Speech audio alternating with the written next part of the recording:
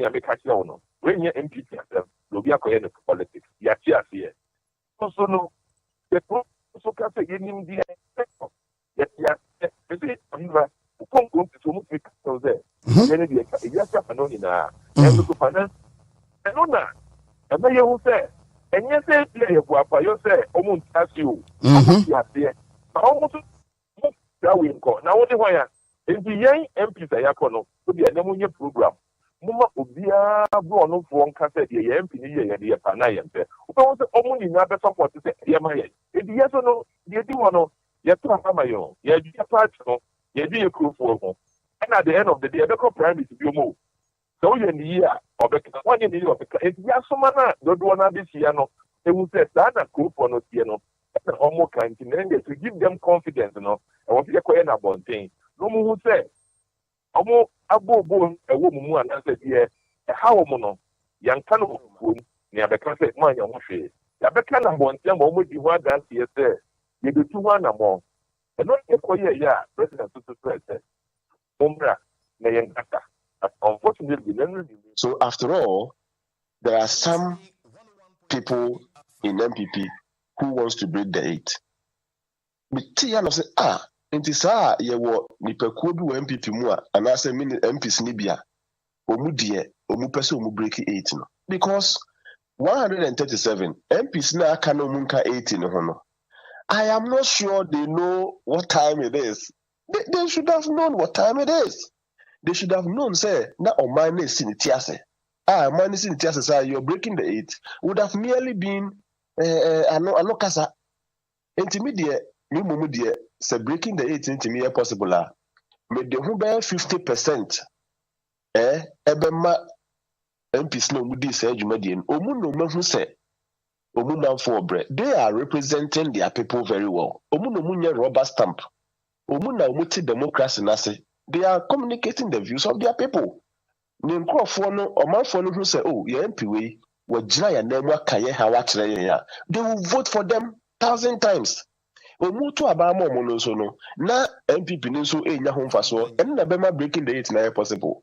Wo MP bia wo di office o manfo ho to omo nti wan koka 8 no ho. Now he video na are you a free enom Eugene nom twe obi Carlos Cra twe obi ba se begina mu bi na se nipa no esa twe no ho so odwane so mpeso be de are we representing our people or we are representing ourselves?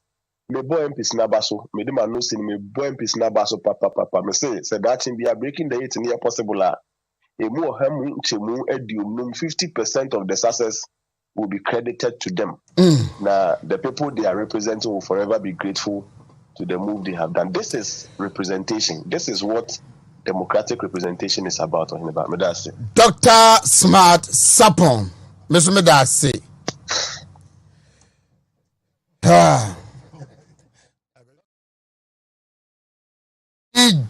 Knee-jerk action. Assembly see. No, mundo no digidi. No, omatiki action way. Sa some way a omokai. E wosenka omotiki sa action way in good faith. And kesenka omotiki about 4 or 5 months ago. Adai. Because masuni asem way e koso nyina me de mu a me hwe causes of our problems sa bepem they say.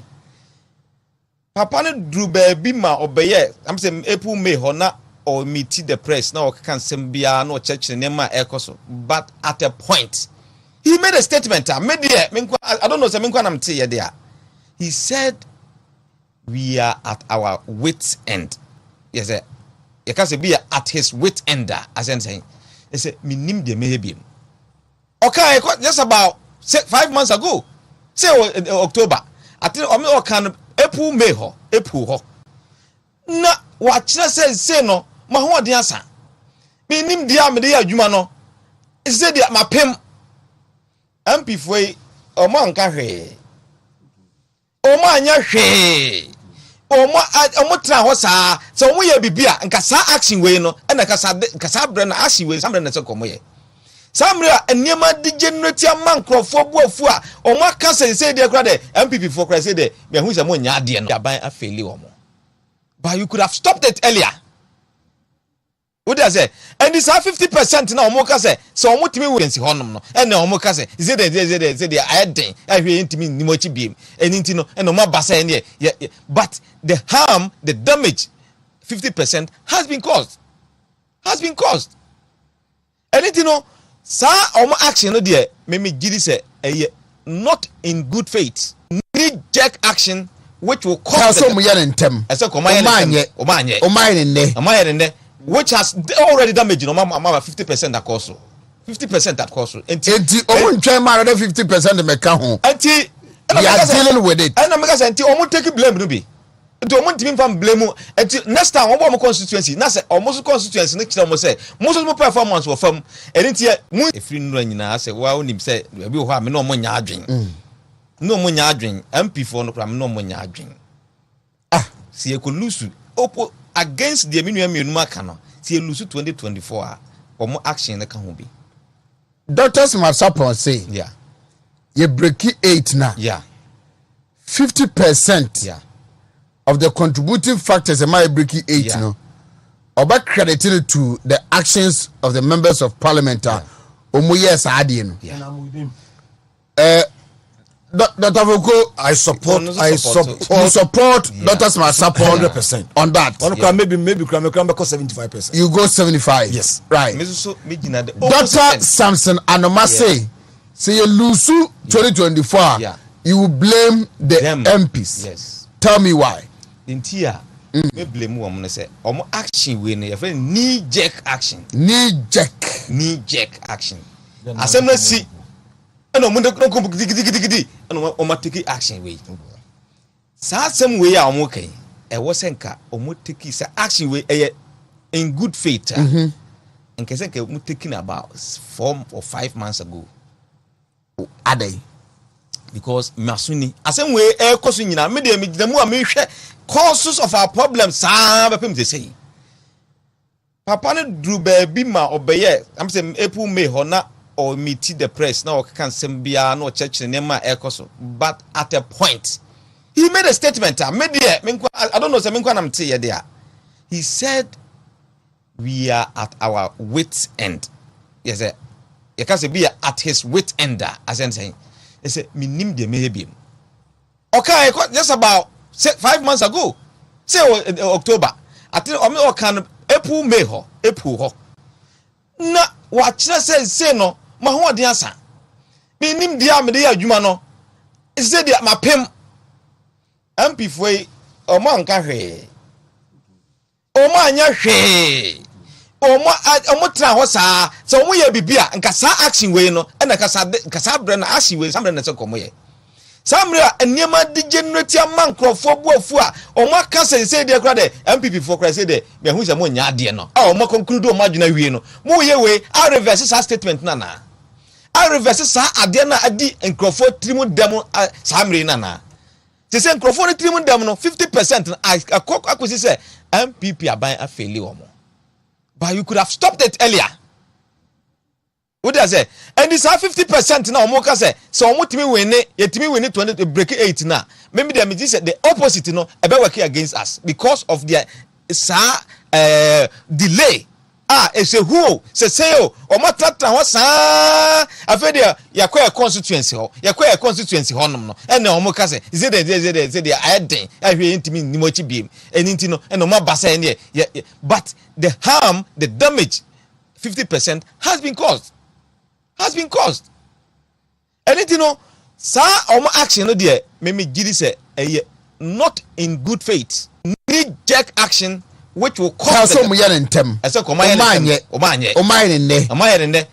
has already damaged no mama 50% that cost 50% that cost enti omo ntwen ma 50% me ka ho enti we are dealing with it and make us enti omo take blame no be enti omo ntimi fam blame enti next time omo constituency na say omo constituency ne kira omo say mo so performance wo fam enti mu efiri nura nyina say wa onim say bi ho a me no omo nya adwen no mo nya adwen MP for no kra me no mo nya adwen si ekolusu opo against the minimum makano si elusu 2024 omo action ne ka ho bi doctors must support say you break 8 now 50% of the contributing factors am I breaking 8 Yeah. no oba credited to the actions of the members of parliament omo yes adie no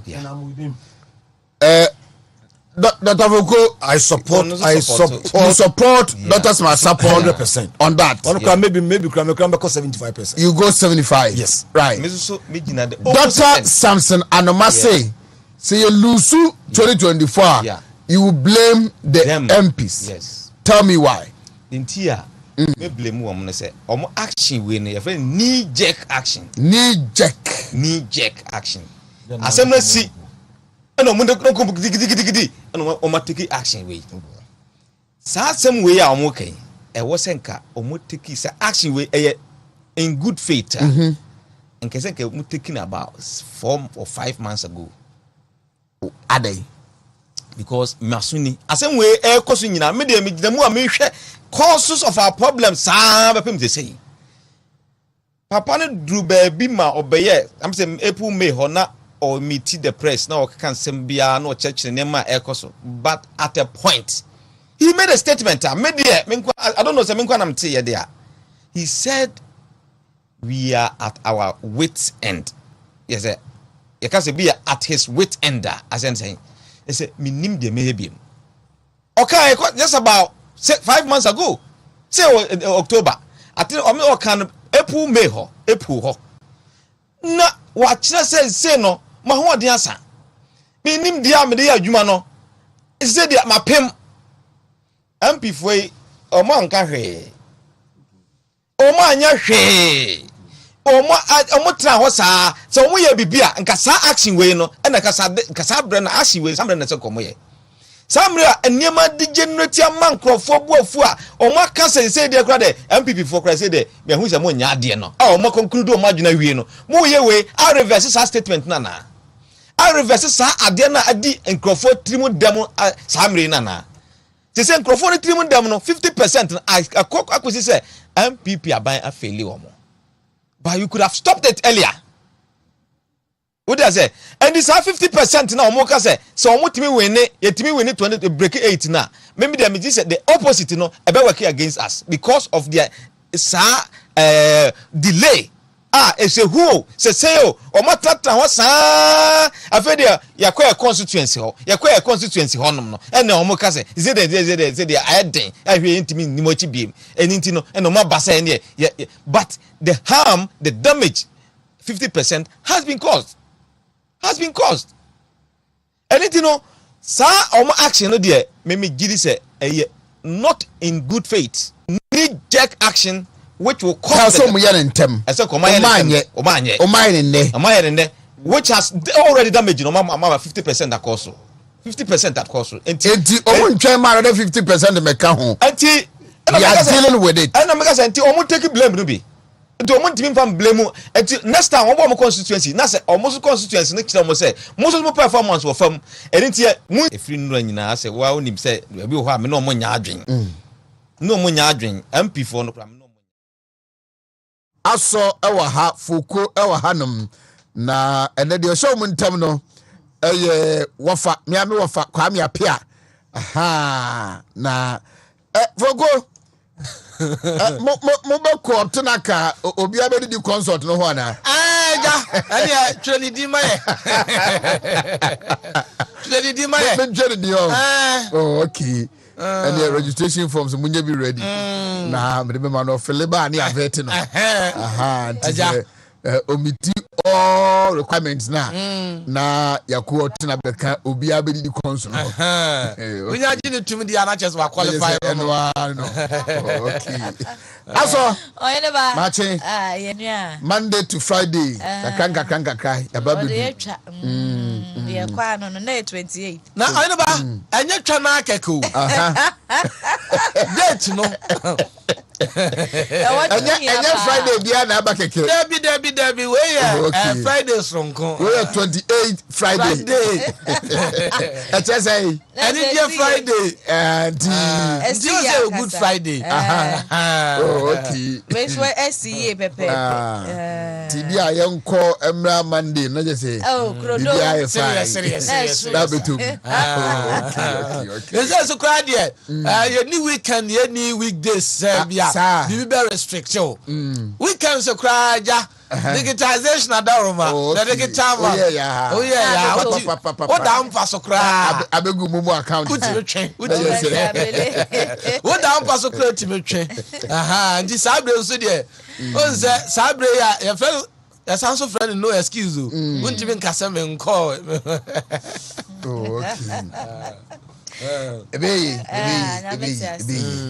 Over Kwame Apia wa Hantino. Mom prepare more questions. And I be trim. You perceive a voice. You say, as someone walk can I nipa ba kwa nimu dua eyeno. And this be a nipa be nipa du makam ho bom na moye. Ntino.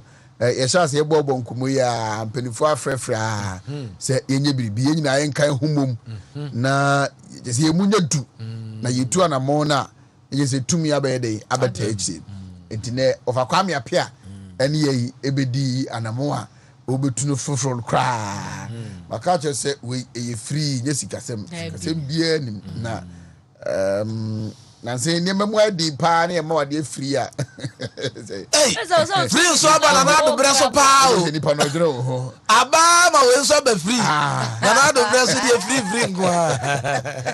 Okay, yanko. Ayo, any ka ni tu. No bo kata udo be just na no penny tin kon sisi ni koto jona beti na bacho na bakoni na poso. If you had your wo ba ye trinity ya kano. O B D ni a chirasi say obia bedidi. Anya na aduane no. Eni ana ebetu di be. Gobe. Association.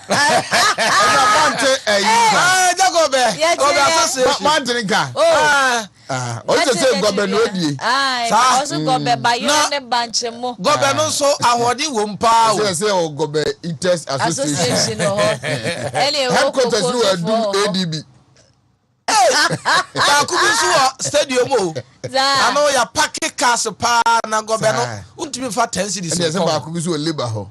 They be joint. They are packaging in our car. The stadium, they don't even for 10 cedis in Kong. David. I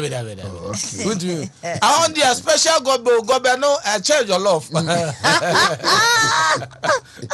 Yeah. And I sabitia, you young crossing, and you are a whole do be no. This is a no. Face the and say, ya call and and gobe on and Friday gobe yam fa daily graphic the ball catch no nhyase na and gobe so dia na modu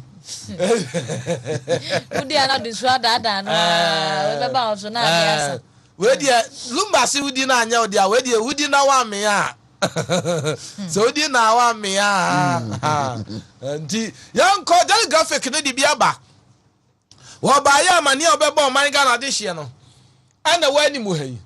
Enti ya say youth employment agency for one more fedman for bebre 15,000. Papa bia small kan 1,000.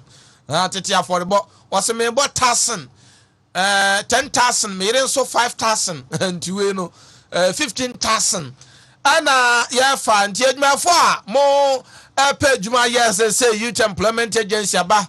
Enti takrade so say adwano ni ade city asam da hana media freedom yo ampedi kasa fa won bra kwabna dwomfo woni ni mpanimfo ko hunu mampeni Ghana Journalists Association woni ko hunu mampeni de tu dwache say ensentwofo asomdwe ensentwofo fa hodie edana koma so papa wa wo kabima no wa won kabima no wa usua na sa no achia wo wa de tehunu kapitia no ni nyina wono de won pese betata obia yoko ade omo age tax force wonu ebuase minerals royalties ebetima ginumu enti yoko so ade omo age bi se de be a ne je no betima koyi ana kata doha 23 23 days. Oh, okay.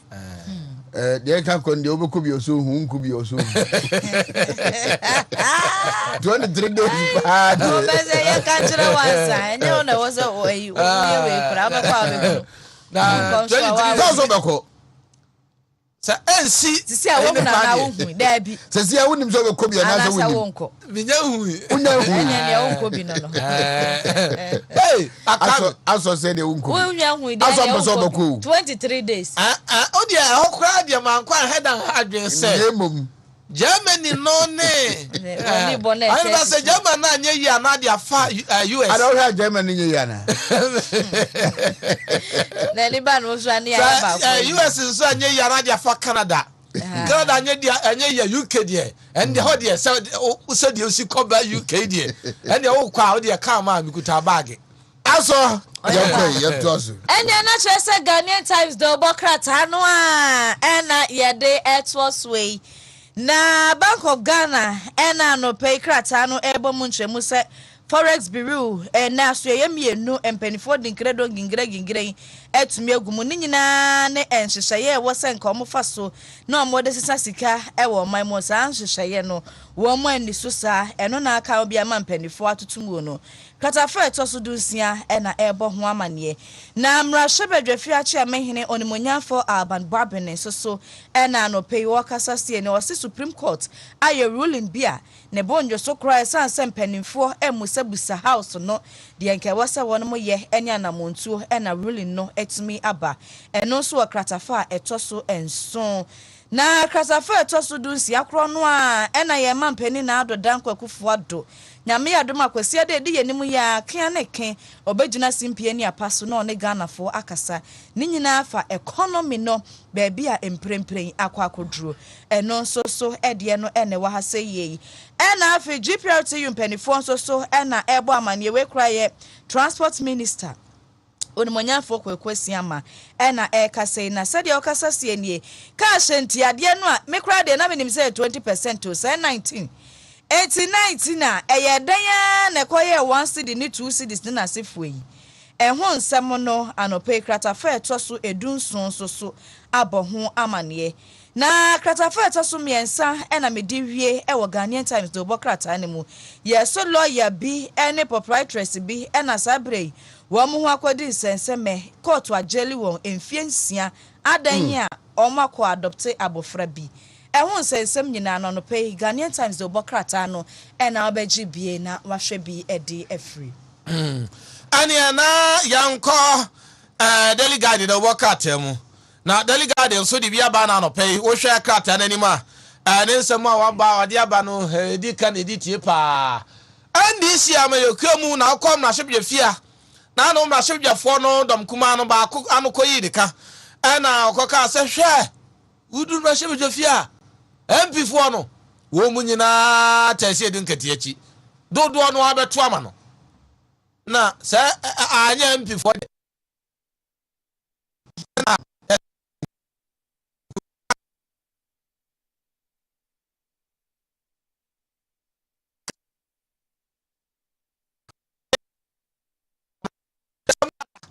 yenye meeting obebia enka se ya tase edi nkati achi nti ama se ase ndemu bi aba ase ebinum tanachi ebi nso ntanachi enti NDC emu nsam no nso no dia hyase ekukuru ba no afenso MP so no kata ne se wonum agepene eja mampani asem a wokaye ade sre wonum fa owura kan for yata ho no wonum ajatum enti mampani na de dan kwakufu ado empenfo bi a wonum twaka e wo man Ghana esika sam tutue mu no wafre wonum mako mususu sen yenye dien yenko ne sen na se oje adwenkyere no nyine se sa adwen ko e be fa so man sika sam eniema betimi atoto yie ano so wansem wode aba betu edwa anti ena osanso di nsem wuro bi aba betu edwa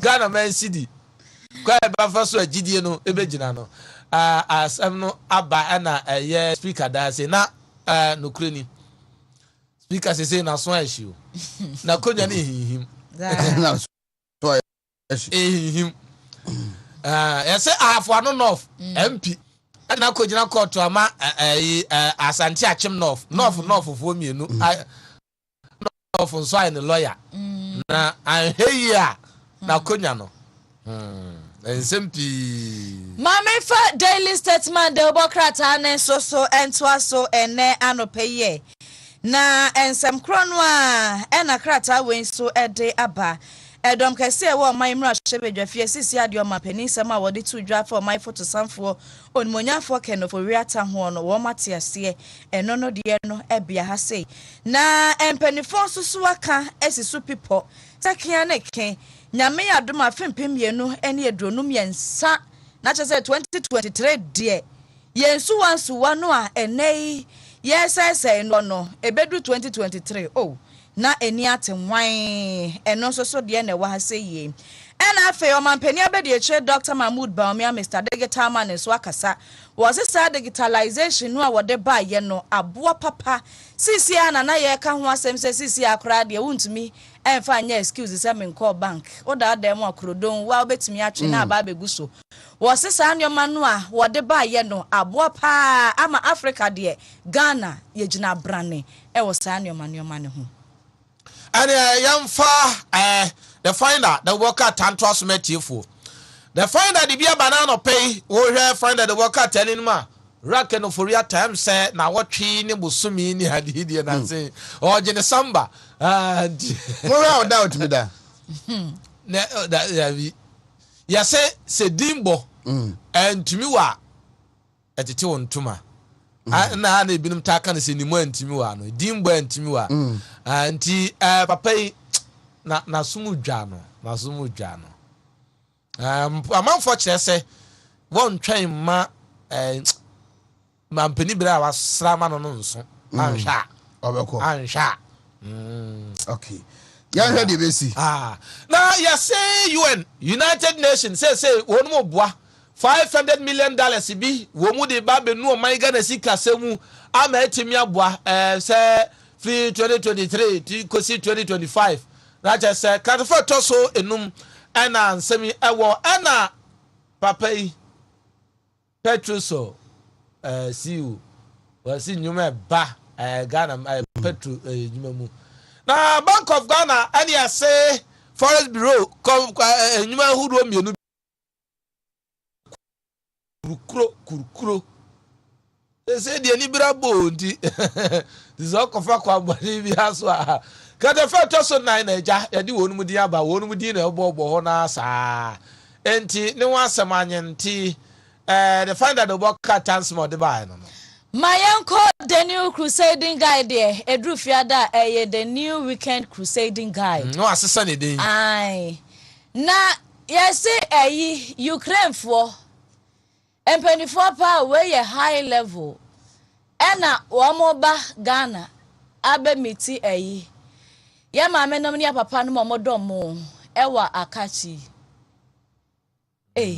yesere mo me ne ye de ne sa na wo de ne kosora ye nwene ye ho eno no wokrata fa no de tosudu ena afei wo pani so wo kasa sekian ne ke 2023 de na ye nsuo nani atenwan no eno so eda ha sei ena onimonya fokojo pon kroma so akasa wo sei ano baba ye eni nkomodi a ekoso fa economy no a aban no ehyiehia mpanifo no bibia ekoso toten ene wano ano pe krata we so dia ode baaye no eti na cho se ye wie eti sisi ade to lawyer Marie Jolati ai na monko is ya asisa swallow ya sa asisa swallow ya okay ofa kwa me bia ohini ba ma chen mejo so a na pom nyame adom boko ohini ba na so nyame na dom boko na watwe be miensan ni asase edi nkoma na adima muti sei nyame adom kakanga yigu so amanfo no frefre wa nsem de say tu ntwa na twa chena yigu so a yepim ko foko aneba yabawo na Friday papa bi di friend ma ba Sase. Papa bi didi no. Anti ye dia ya nya ban so dia ni aba. Enti obi so kra de bonyom ya ba ya bo wiase mu nsem do so. Minim so be kaya 34 pa no. One boy. Oni muso. Okay, you ba okay do boy. So you no ka kya minti. Ase ya ba ya bo wiase mu nsem do so. Wiase mu nsem do so. Enye ni je ya reho. Enye ni je ya reho. Ba we de ni je. We de ni je. Sina kwa me apia. Yeah. Anopai ya den komando fa hin. Ohene ba anopai nkomo yi de me pese ye hwe dwumadie bi a ye dwumakuo no ya hyehya ye dwen se eya de wo se Ghana man nyina esum na ye nyina yedi dwuma ne bom na ede asomdwie brɛ wa bra ye pe ayaresa na ede pepeyo enso beba na ede de broni kan se reforms ebeba ye healthcare systems no enti eno ho nkoma na medwen sa no pa ebedi ama etiefo right se ya ankasa no mame musa se wiase afa na nyina no enhyehyɛ ya hyehyɛ ede ma omu provide health service healthcare ede ma ye no se ebeye pepepe no ete sei yontu so ye wo kubatan e friend World Health Organization enti onom no na omuhwe amama nyina so no hu se yekɔ afa bi a yare ahodo enhyehyɛ ahodo ebi onom a e affect ebi more than the others enti no broni ka some disease areas ohwɛ ba bi a enhyehyɛ bi da no so de mpuntuo ene enhyehyɛ bɛboa ama sakraye aba ato enti no ye nyina ye subscribe to the omo beka if you say omo ye hwehwemu bebre ba ye ba no ye hanom a Ghana Health Service enso e won hyehyɛ a onom ye e de hwɛ ya pomudin se de be ya apomudin nsem no e be wie peyo ansa na ye na ye kwakopa yaresa no e ye patients na ye kɔ hospitals ahodo no so no ye nso ye wo ya famudi a wo se ye e ma e wie peyo na enam se yaresa hwɛ dwumadie no e danso na boni be say e complex nyoma bebre na eba mu ansa na ewie peyo no eya na ehia say nipa omudi sa adwuma no ebe de ahopopo ombe ya hwe yie ama de ya hyehya to obi a no betima di so ama de asomdwe abre ye yakopa yaresa ni nyina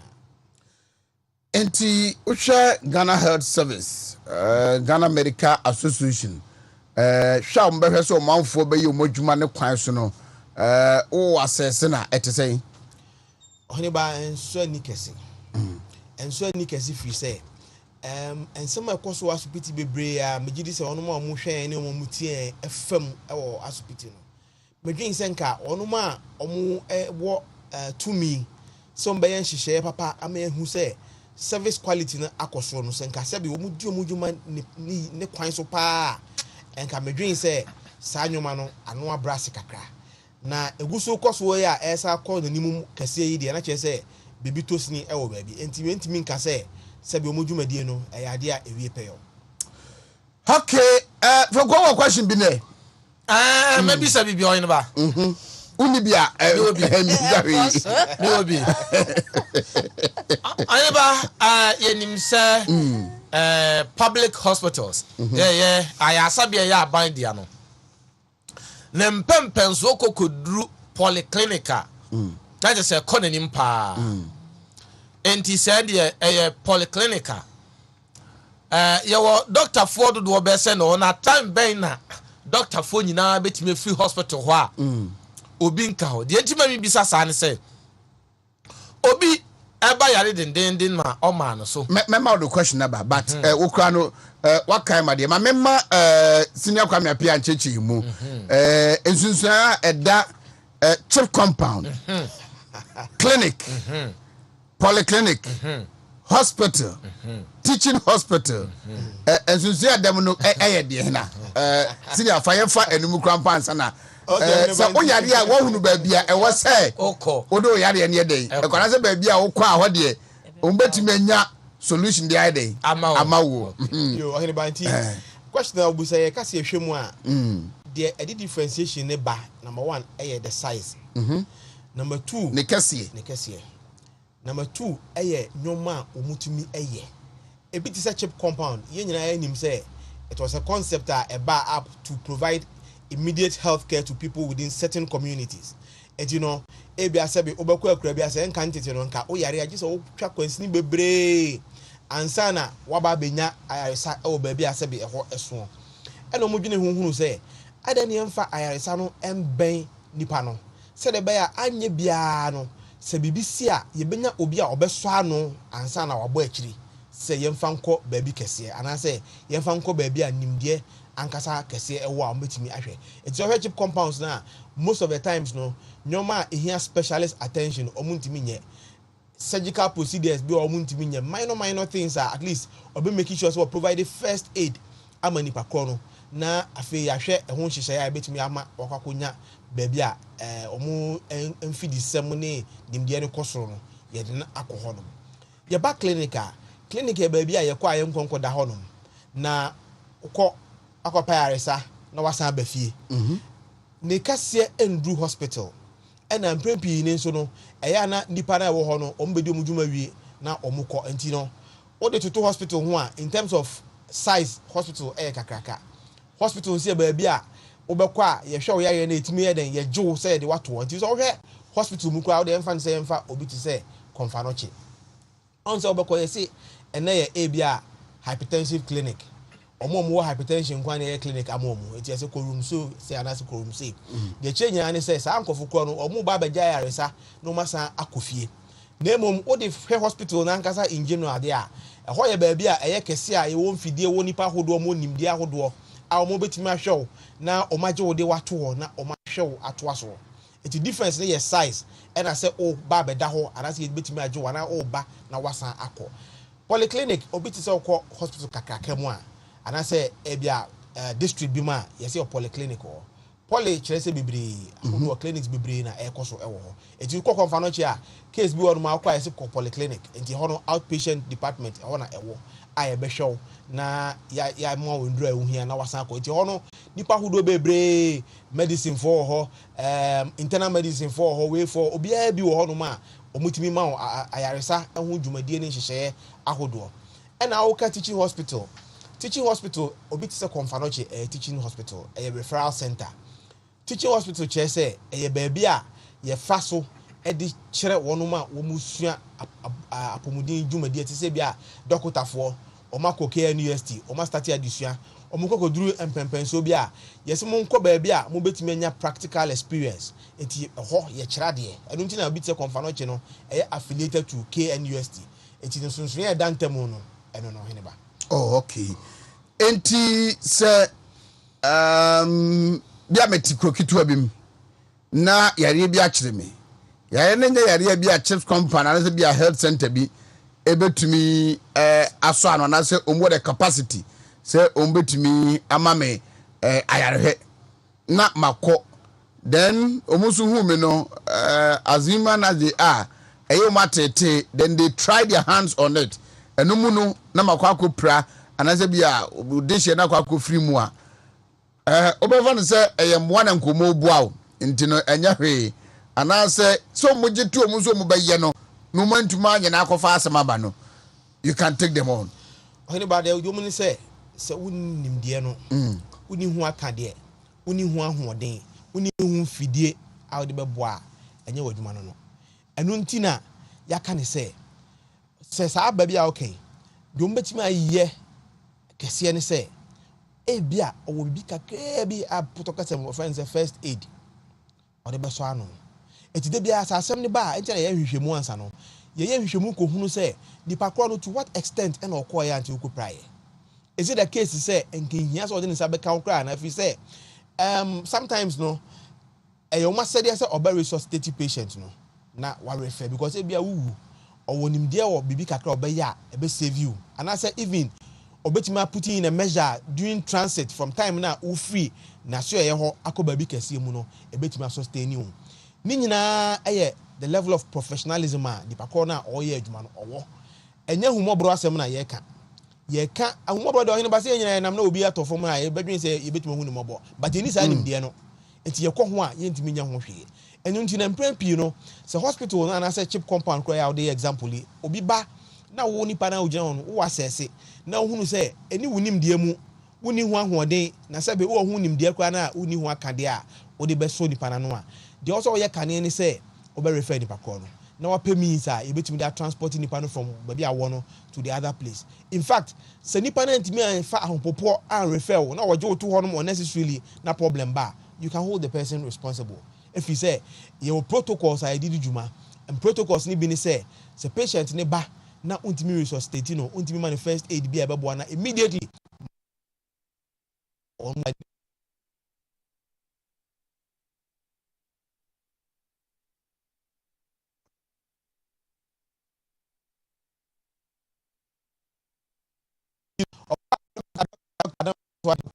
to oni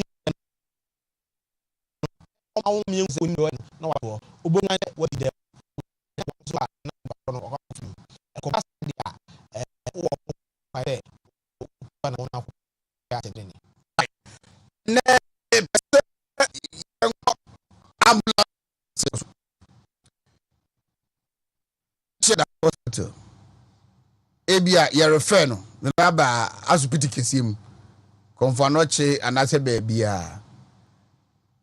Yatam no to ambulance no omodene nam kwa so ba no driver no carelessly okwa kunya accident anaase bibi ntino wa delay wa kwan mu a wantima amfana medru honom in time e bae no bia de hye na wu anaase wa mantem tino wanya problem bi wa pra obayende yo haniba yankoma ye dia hu Boni beka say circumstantial circumstances no and a chere kwan be fa so your example a wo ma hu your bibi a friend say reasonable foreseeability and was say nipa na okotu salmon anamon reasonably and ka otimi hu say adabi ade we dey manya ni say yesi kwan accident dey betuma ba wa brown planning but I mean you also said say wakojina wakwan for some reason and was so otimi hu say anamon na wutu no e dey kwan a wo fa so a wo di say adwuma no who sunshine so e dey bebre patient na odine konini on say that can say there's a thin line between life and death. Yeah, it's a split second decision can lead to somebody losing their life.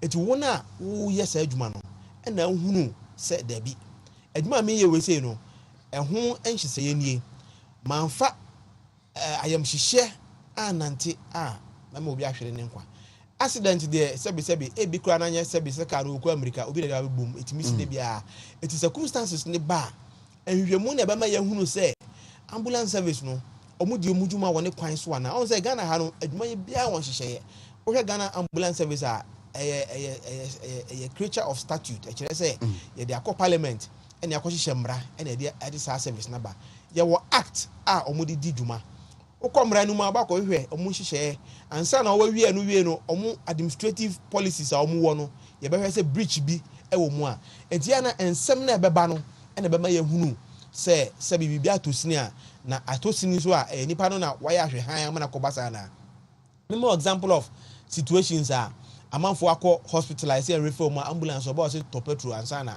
me de wako ohini bobi oda owu no be da ko to petrol ono sika no kra bi kra woni bi adentina as a country no yem putting in measures ye de be ensure say patient ne dey adikan agene nkwa because that's the most important thing. Enti nipa no ayare aye critical or say transfer no ko baby na facility no aka che busuane say bia ambulance no petrol nim enti to petrol gum anase bia ye hu driver no na a delay ani nipa bia ko frim se busuane nye ska anto petrol na gum a delay nipa na ko frim aso konya complications bia can you take on the facility a o man ye can asem I say facility no ambulance nya ne dia enti uni control kese enti on the betumi aka ne say calling an ambulance but catch your relatives the ambulance man in bra because baby adu no there age ensem yentimi nya hu hwe biom and I say facility na nkasa kra betumi afre ambulance no say because free hospital A or B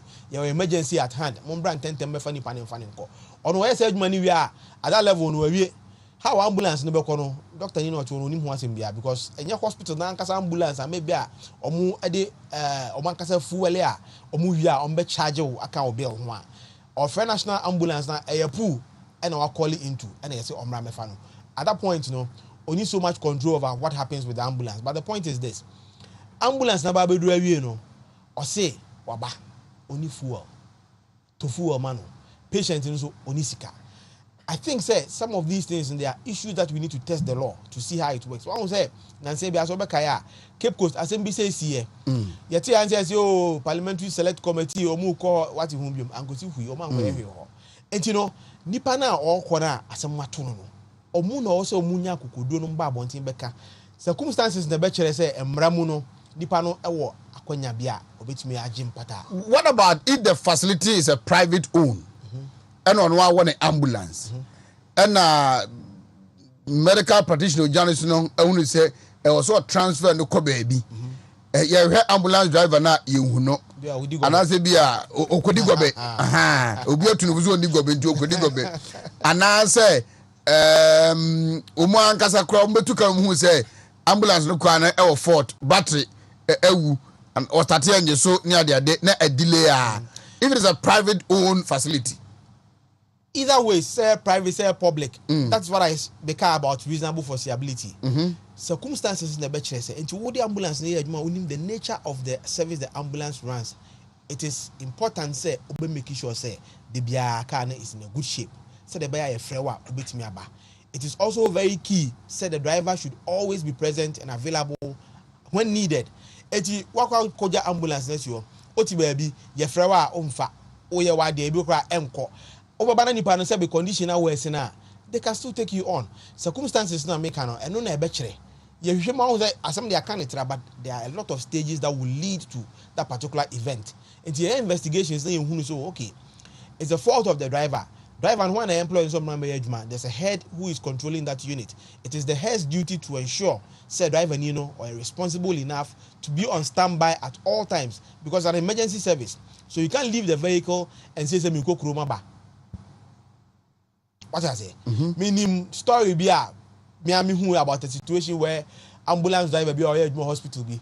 Yasmano or kwa do baby omu ye say there's a keyboard is now in about pack ambulance or go keyboard nibi. It is such an instance no patient be who na your friend or I want to they was or I want to answer no want to see a friend now who be. It is circumstances will lead to an investigation that will unravel what actually happened. Na fe de hunu anama o say it. Was a health facility be a ambulance ana? Ideally.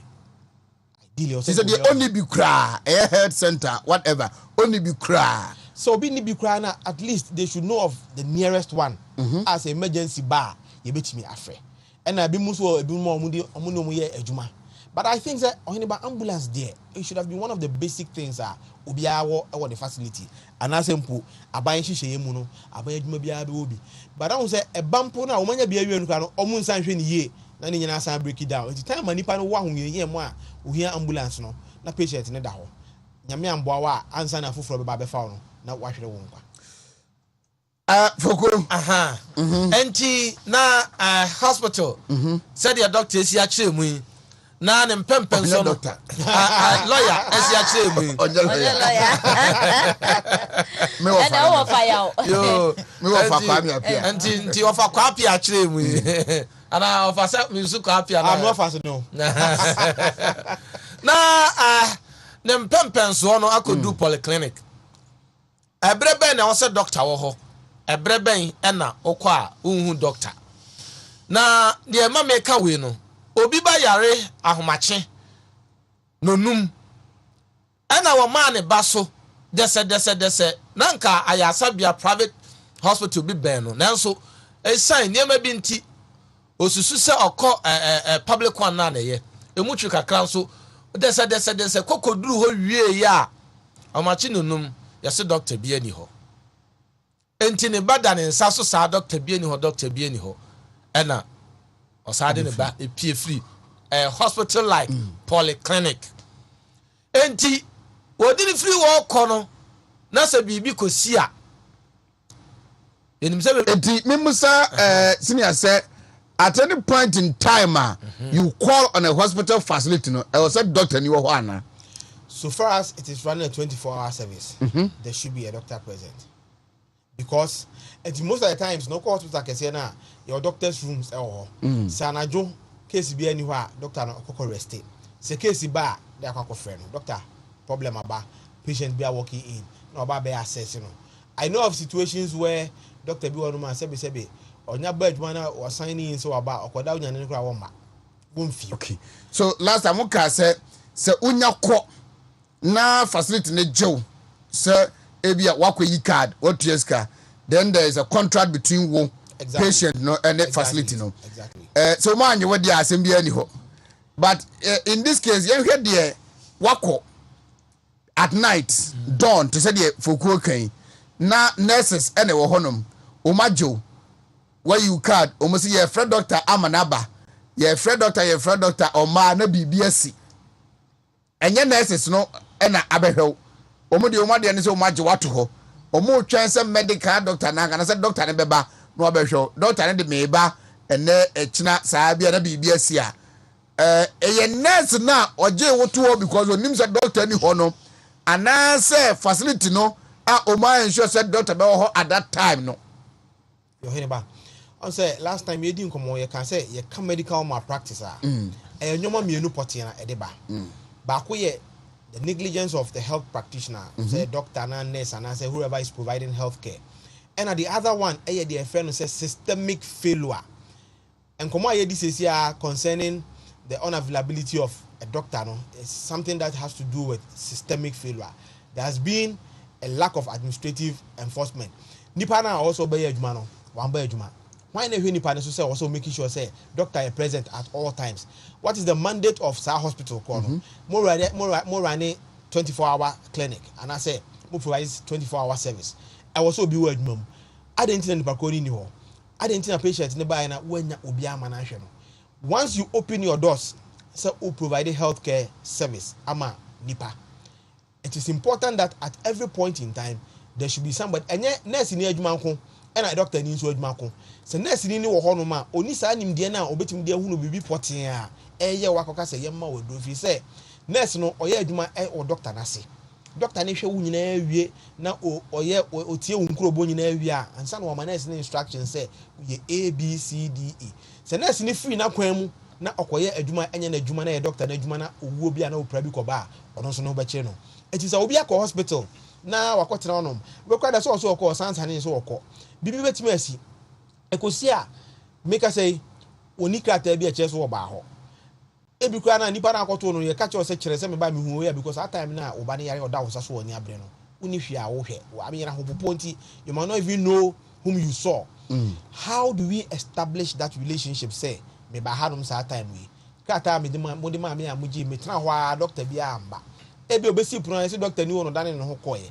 It is important that we talk about it to find out who was supposed to be there wa amba adwuma nipa ne by na wada ne ase oni ho ana because ebi so timisi whereby the doctor will be there and then they will tell the nurses say oh omba na nya asem bi asem ni ho enwoma bebre ne koso ayaresa bia ho enwoma bebre na enam say timamufo ne kokpa ayaresa ne yenim de no enni ho no ntino say de menwa eken okodu won ma no ode ahopopo but most importantly say if there's any emergency in your home don't worry yourself traveling all the way say oko baby because how you say the most important thing is say seek immediate medical attention. So hospital ben wo na entina wo busa question be a very important question say some of the times no regulators no enso enye de e wo say omu ye anu nti no ema hospital say be performance so bad say the nipa menua yi kan e bia na ma me kronkra wo suro efisi onsa hospital we nkofo bebre kwa obakwa ko wu etimi mfa me banko etimi mfa ne nko na ya kwa kopra no me mfa ne nko na kwa da ho ma ma kwa ko wu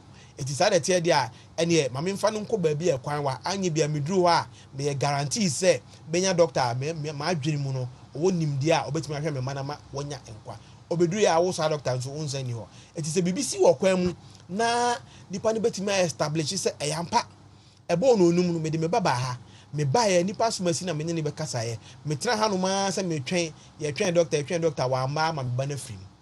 We will conduct investigations and find out say if somebody has not been responsible and the anani back so no we can take that facility. But the most important thing is to be able to establish okoso pro na sign out the medical code ya won't mean ko anyway doctor no new ampa nemum you can't leave it as such. We need to investigate it and find out why there was no doctor at post at that time. Dear onam kwa ho owo adwum oye bibi he or she get unconscious obi afa no edne kɔ hospital facility bi yɛde ne kɔdu onipa no onim ne ho hwee ɔne ne kɔhyia no wafa no the patient na nkasa so no ontimi nkasa ontimi nya hwee doctor fo abegyina no so nurse fo abegyina no so enim sɛ omanya in depth about ne medical records ntino yɛde ya diagnose yɛde yɛduro bi akɔma na ni sɛ nka yɛde ma no because ebia ɔnum aduro bi dada ayi ni sɛ yɛde no ɛka ho yɛde ma no na ne tie no ahu sɛ da bi we ni sɛ yɛde kɛde ma me akɔfa problem bi aba ɔnyɛ dɛ yo anti ɛno nti na ɛwɔ emergency physicians or almost a training omu in such a way say scenario ya o penti ebisia they have a way of investigating certain vital things to be able to know say it is likely this person might have such and such a condition. I'm sure you might have heard stories of situations where Obia calls you said insurance yeah. Abia insurance the command no you person a reviving patient or a certain condition. The people will not investigate to know. Say bia a normal saline. Abia senior ni pay owu afeni ekwe investigation. If say one hwehwemu a obabu na mana wuntem. Yes. If you say e dey na nyina so na the command do no. E dey na unim nipa no abia waba in an unconscious state. For example, you find road traffic accident see nipa na ba oba no emoje tu no why unconscious ontimi nkasa ontu kwa ontimi mbusa na hwe na wakoyi wa no. Enti anu nti no wadwene mu no ya ansa wotu America akɔfa bibia ma no sɛ wonim de ɔde nam eti sɛ bibi wɔ no so a adekɔ na ɔde kwa kɔma na ba compound the problem na wona ɔbo ama na wu kɛse enti no even though we agree that time is of the essence no it is important to do the right thing. Fi sɛ wanyɛ ahwehwɛmu a sɛ meme yaso yɛ hɔ adwuma yɛ die no obi de asɛm bi sɛ brɛ ne kwa kotu ho anamo a ɔno ma ɔmo so ne yɛdi dwuma no ɔmo bɛ hwehwɛ mahu sɛ ɛde investigations na woyɛ ya ansa na ɔkɔma de ɔde ma no because there are protocols so obi ba in an unconscious state this is what you have to do obi ba in or semi unconscious this is the procedure eti wo na wo kwa command say adwuma ayaresa no wasede say obehwe na watu anamo a ebema nipa ko no wonya at least some basic information to help you know say okay you're checking the sugar level ebia ASA they can find a way to check the ebia the blood pressure. There are certain vital things that they can do whether you are talking or not. Say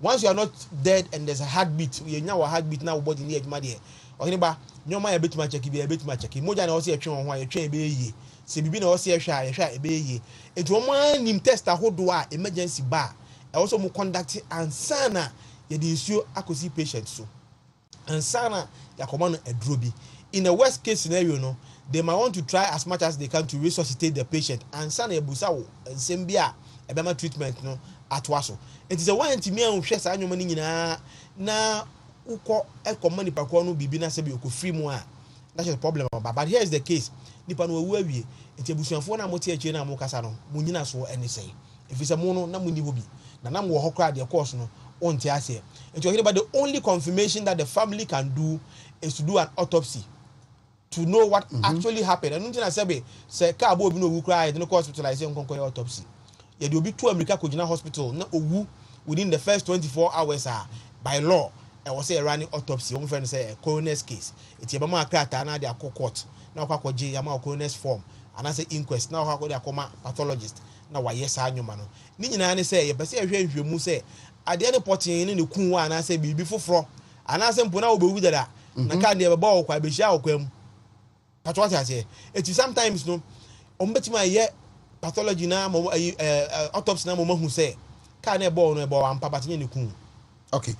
Obiaba message we nim say I answer that or say ye the nipa na ba facility no hunu say it lacks the capacity say bia ombetimi ahwe nipa no machines obehia resources ni ho but of what distance ade na si to the next available health facility na area nipa na anko ankodu then they try their hands on it in that process then nipa na ko free man say bibia kosi are they at fault?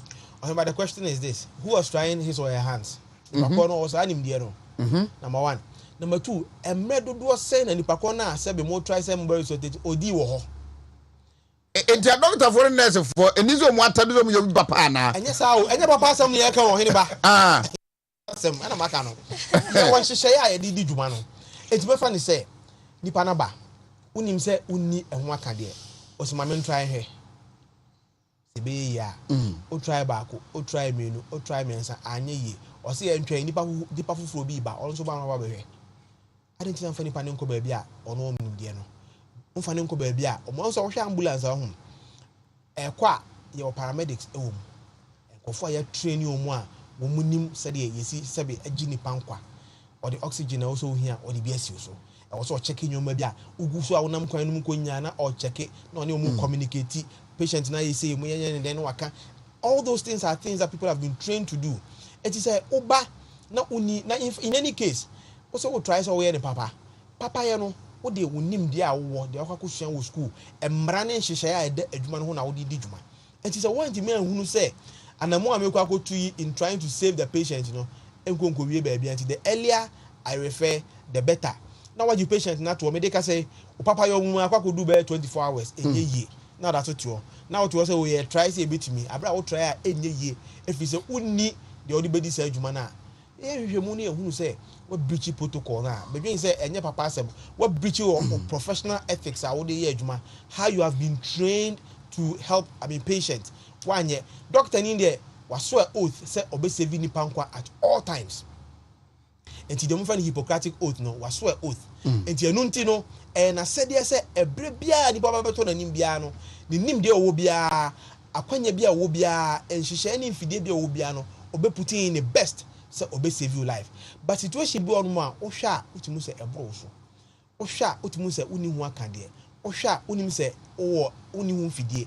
So wo opepa nimpo say wo pese oboa patient no na enam say wo ye nipa na onya fidie and be adwuma ni bi ni ho na ba the most important thing to do is to refer immediately. Now during the referral process no say wo call hospital here refer wa ye choro krata ye find referral note enti nipa na wa hwe no obecho so patient no or presented with these conditions or whatever complaints or the buyer enti nipa ko na obejo immediately no enti na omu ring omu ma referral na ye the ambulance kwa obefre hospital ko na ye receiving hospital no. Now what can't change so you refer patient be in this condition enti mom prepare to receive the patient. By the time I'll be do no now receiving hospital so having the knowledge say such a patient is on board coming to the facility no nyoma on be here bia immediately on be timi dia jo nkwa no why na ready adro bi na be here say because nipa na oni bi no adwuma ne hihye kire say there will be now the no friend ne bona mane na ohunu say condition how dey banie case bia e banie no omboabo no. But in Ghana as usual a lot of delays will lead to death. It is not only a matter of trying to be helpful, but then you do it in a more professional way. That is why because they have been trained to offer those professional services. And professionalism has nothing to do with kindness. And our papa, you are under a certain mandate. Say, obey executive wajuma in a certain fashion. Right. 7-10 minutes after 8, I have Wontumi Radio 1013. Aha aye Wontumi TV. And come on here dey one shabe hu na chi say e wa chiri emen wo. But the betimi ato. But unfortunately, say otwan e ma ne to wa wo as a patient no e bia na woni ahoden a wo dey sori akoka wasem because oda yare empa so ebi mpo a no akofrim. Ufrim a ontimi nka wasem no nti ene ni say wotwan kopim say obeyare anasa asem beto ansa no wa ka asem no. Ene de mom na yenka wona se ma wo mu na yenso so no ekira bibia all potential patient ekira bi yenso ekoto ya na omom so wa hoden no enso akan asem e de amaye no nti na no pay senior Kwame Apia wa ha foko wa one question with 30 seconds brief also one question 1 brief na afi lawyer ababono tofa mom aka lawyer ne bi na Kwame Apia abono tofa na afi kwa be fa so a yene e wa pomdin sesia no ye betimi aka ho abom na ye ka omu a sebe asama to omu anase pra atom nam doctor nurse anase facility bi ahwe a wanye ntino na kira bi to ya yeso bi aka asem e de amaye foko aneba ayasabia ye public facility aban dia ana wo obi man temo oya akro call ye no okoye receipt de man no sika wo so tuare wo hun say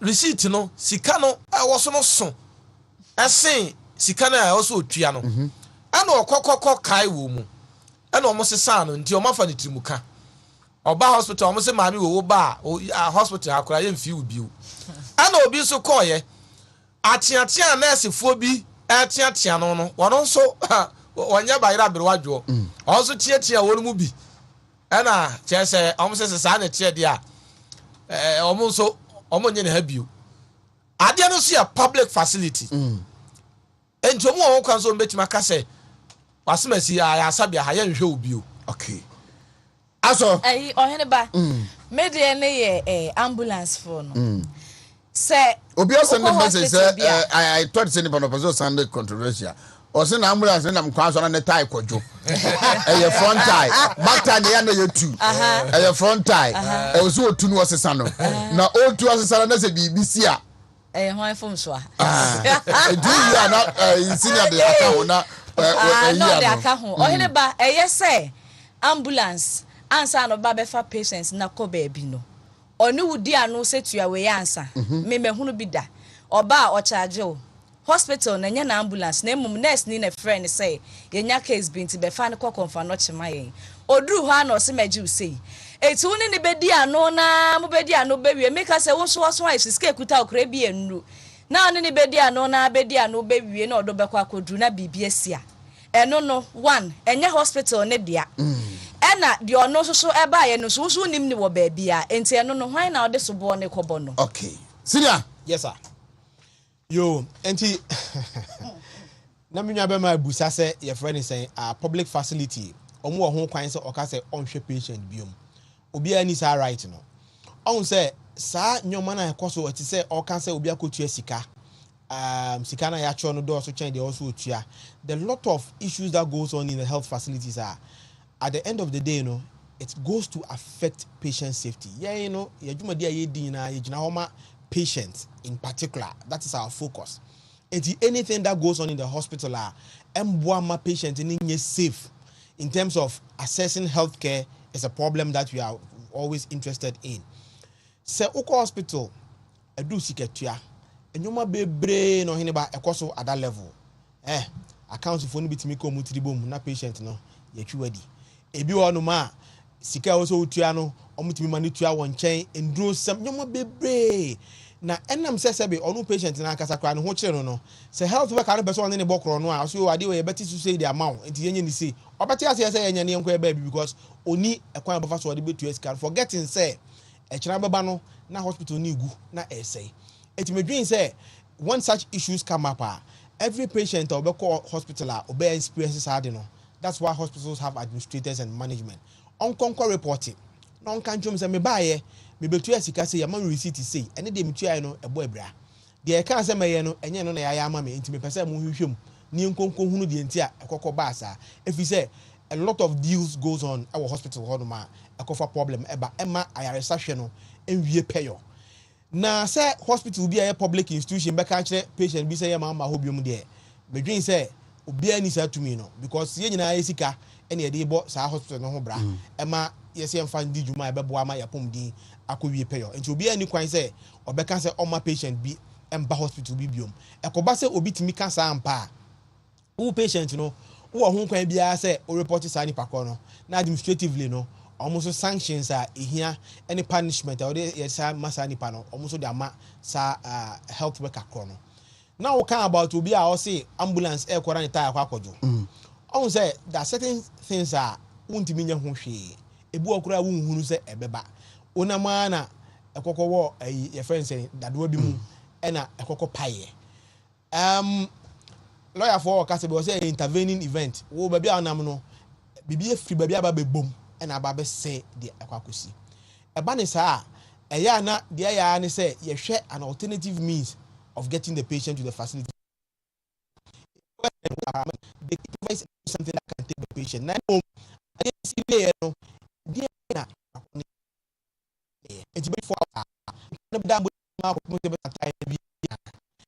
alternative protocol. The ambulance service management should be okay. In the event we are moving the patient, now circumstances we see what is the alternative?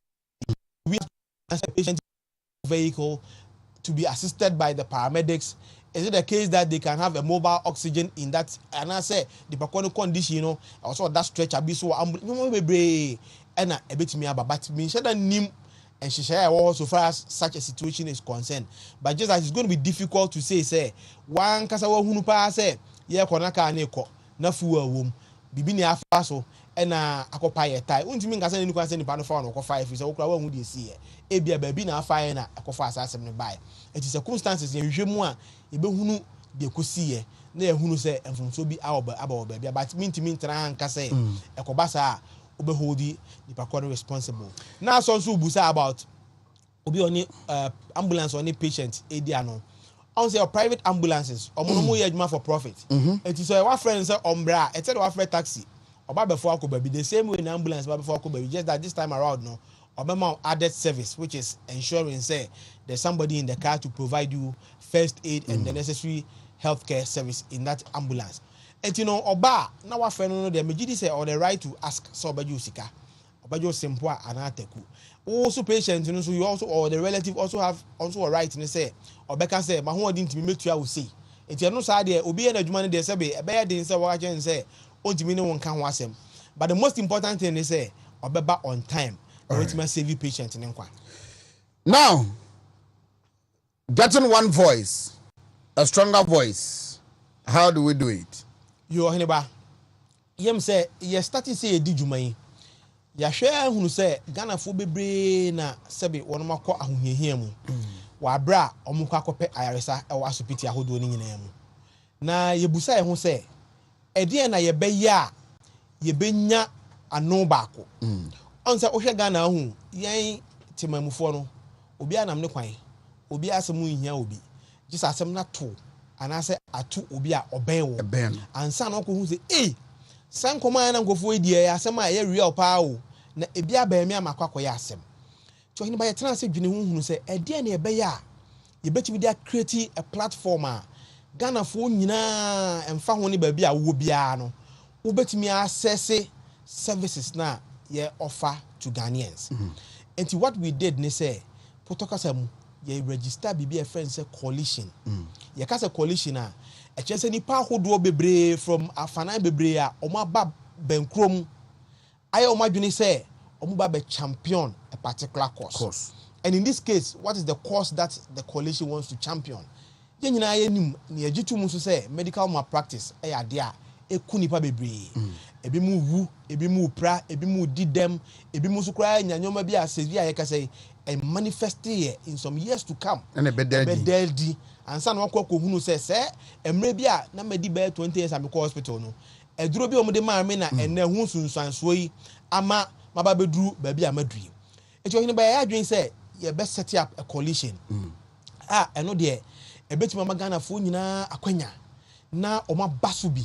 Na de nti asi nipa ne mbrasa coalition so ne say edi kan se wonko awoko a wasemusa uni ahoden uni achitae phobia omutai wachi ama omu ayeduru na watimi aka wasem yie na sebe wo ngina so a wanya atentenene na wanya empata sebe ebeboa ma wotu atimi abobra anu edi kan de toso mienu emprempi nipa ko asupiti na onomo omumma yaresa na ndi omudwuma yie na ekofa opraba ana omuhwere omudofo bi wo saa kwan so a wo mu ni ba bia omudane afa enti na esa na otifie ode ahye ne ho obedi nkomo woni bama so a ne nkofo akeka ho asema enkosi hwe enti ya adwen se adan na yemma sa nipa hodo wo Ghana mai nyina akwanya na yenka ye humbom na se oheniba ene beto a me ene aso ene menua be man ya kan ho aboma ba beta wachi se bade eden a yetimi ba as a group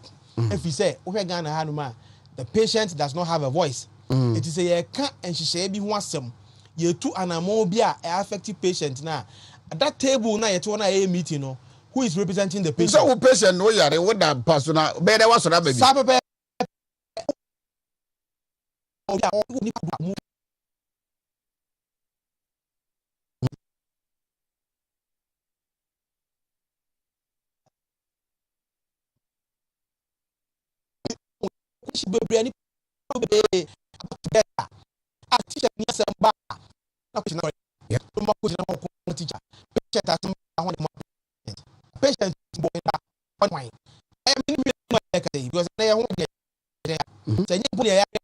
ye fu bi hospital ye papa bi ye ma bi hospital sa bia na so nunti nya odi pan fight na ye demand for better healthcare service na ye ntimi nye entotoya ebe minimize the incidence of medical malpractice.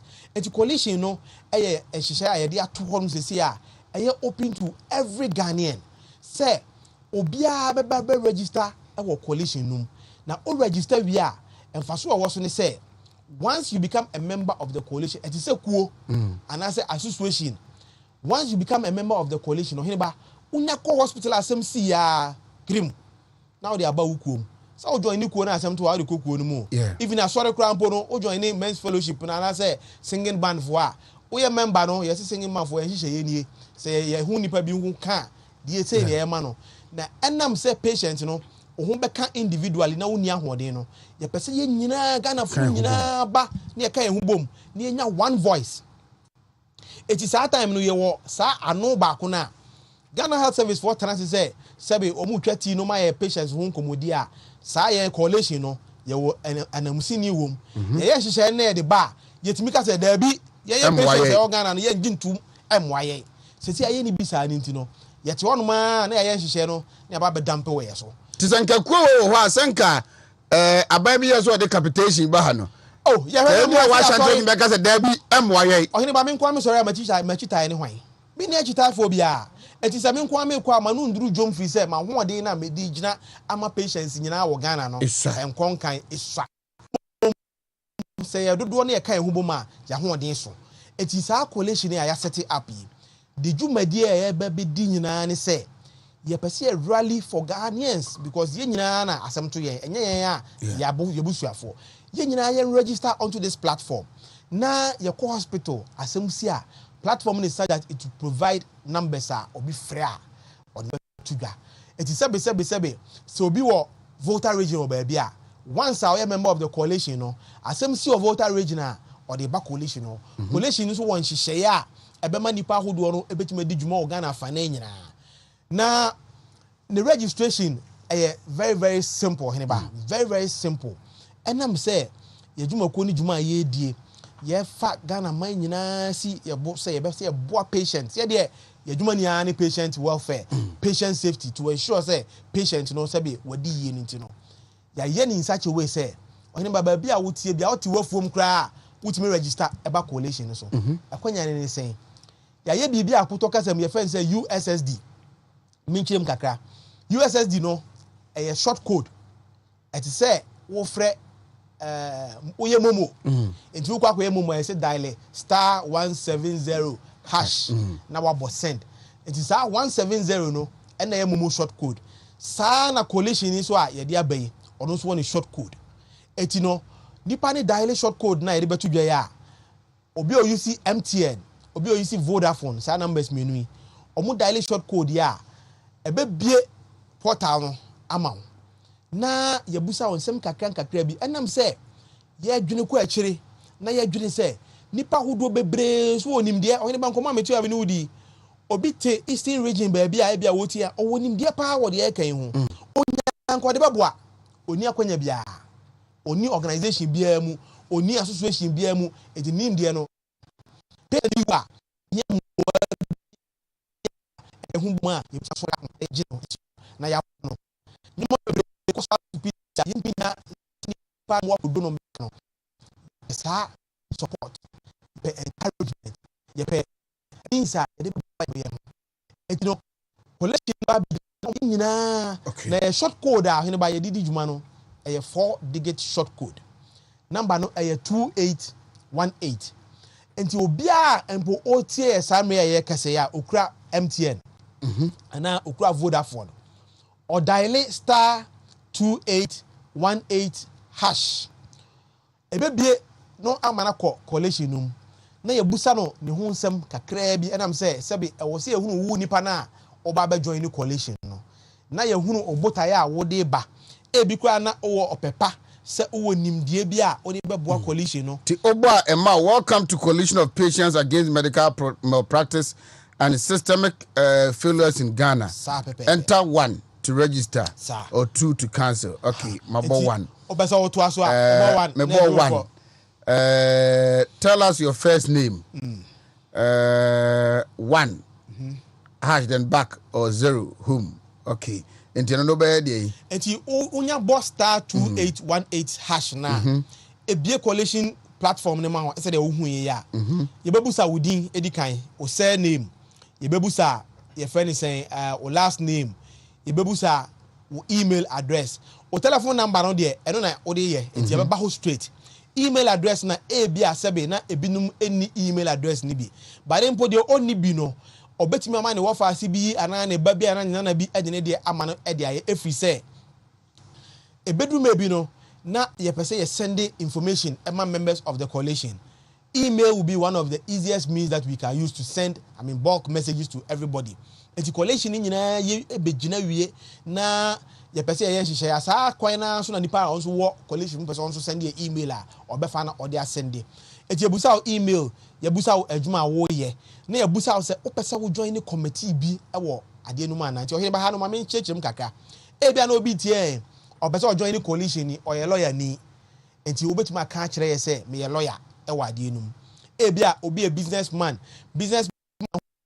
won di mu no o pese o de ni sika kakra be boa coalition na dwuma di aye die no etimi ye yie obetimi atworo e wo ho obi wonu ma o ye farmer de wo ye bia no you can put it there. There's a reason for that question so that you set up committees now. You don't say okay in the coalition no you lawyer 400 okay so okay me yeah no ebusa me first name and I may enter and my second name and I may enter ebusa me adwuma me ye and I me boy ebusa me say adwuma na me belong to any organization and association and I may enter GJA and ebusa me say me person me join any committee on the coalition and me say yes me boy yes na me enter no and ma me register successfully until all dalin short code na enter debi sikatia bi anim sika bi anim oyini banti on say obusa o say we adwuma ben we member of any organization also wo GJ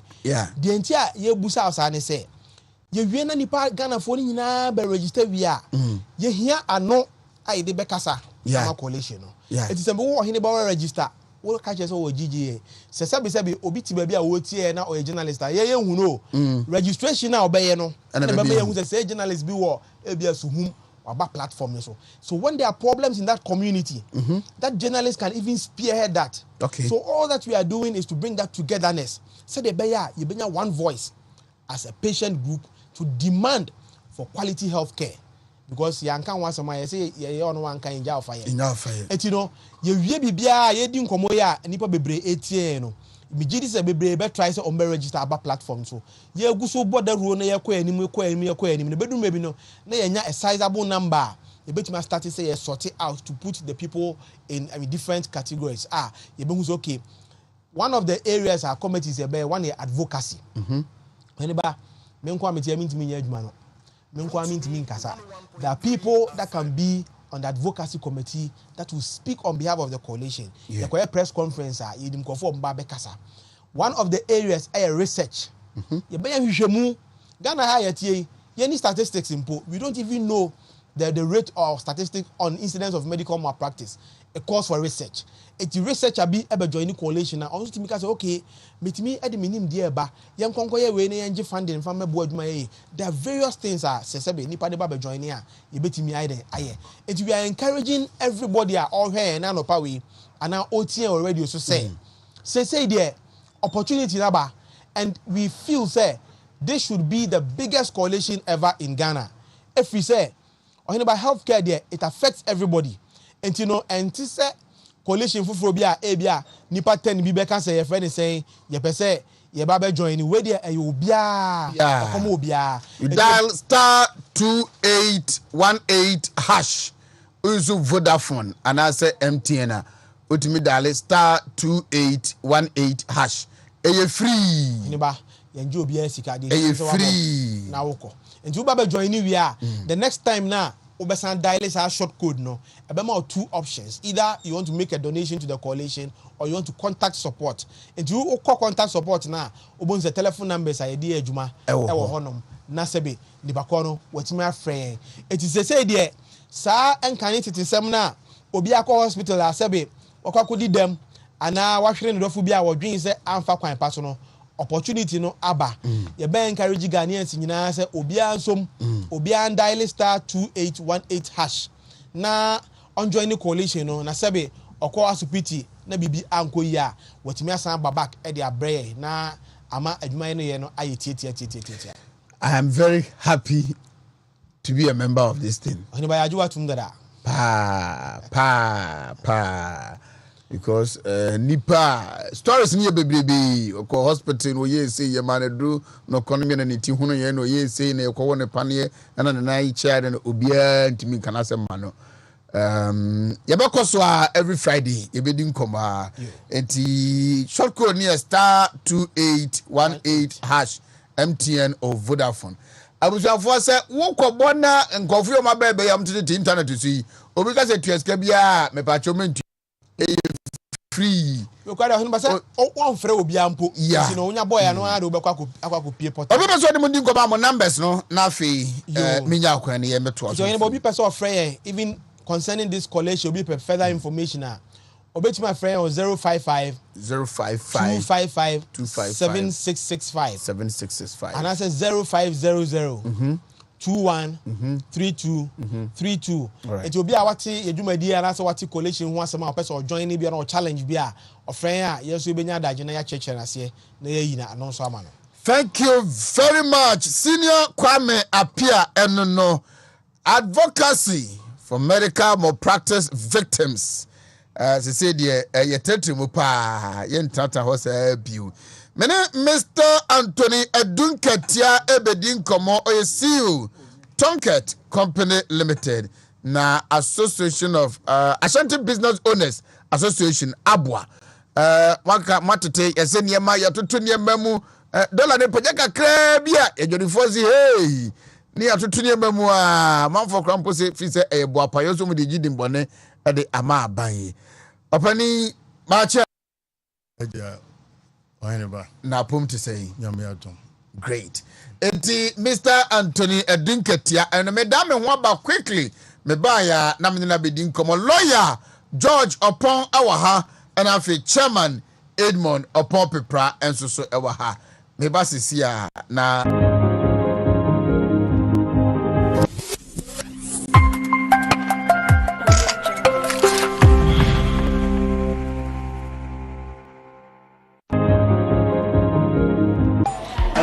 I said, well, you have no money adwin. No money adwin. MP for no problem, no money adwin. See, you could lose Opo against the minimum Makano. See, you lose 2024 or more action that can be. Doctors must support say, yeah, you break 8 now. Yeah, 50%. Yeah, of the contributing factors am I breaking 8 yeah. No, or credited to the actions of the members of parliament. Yeah. Yes, Dr.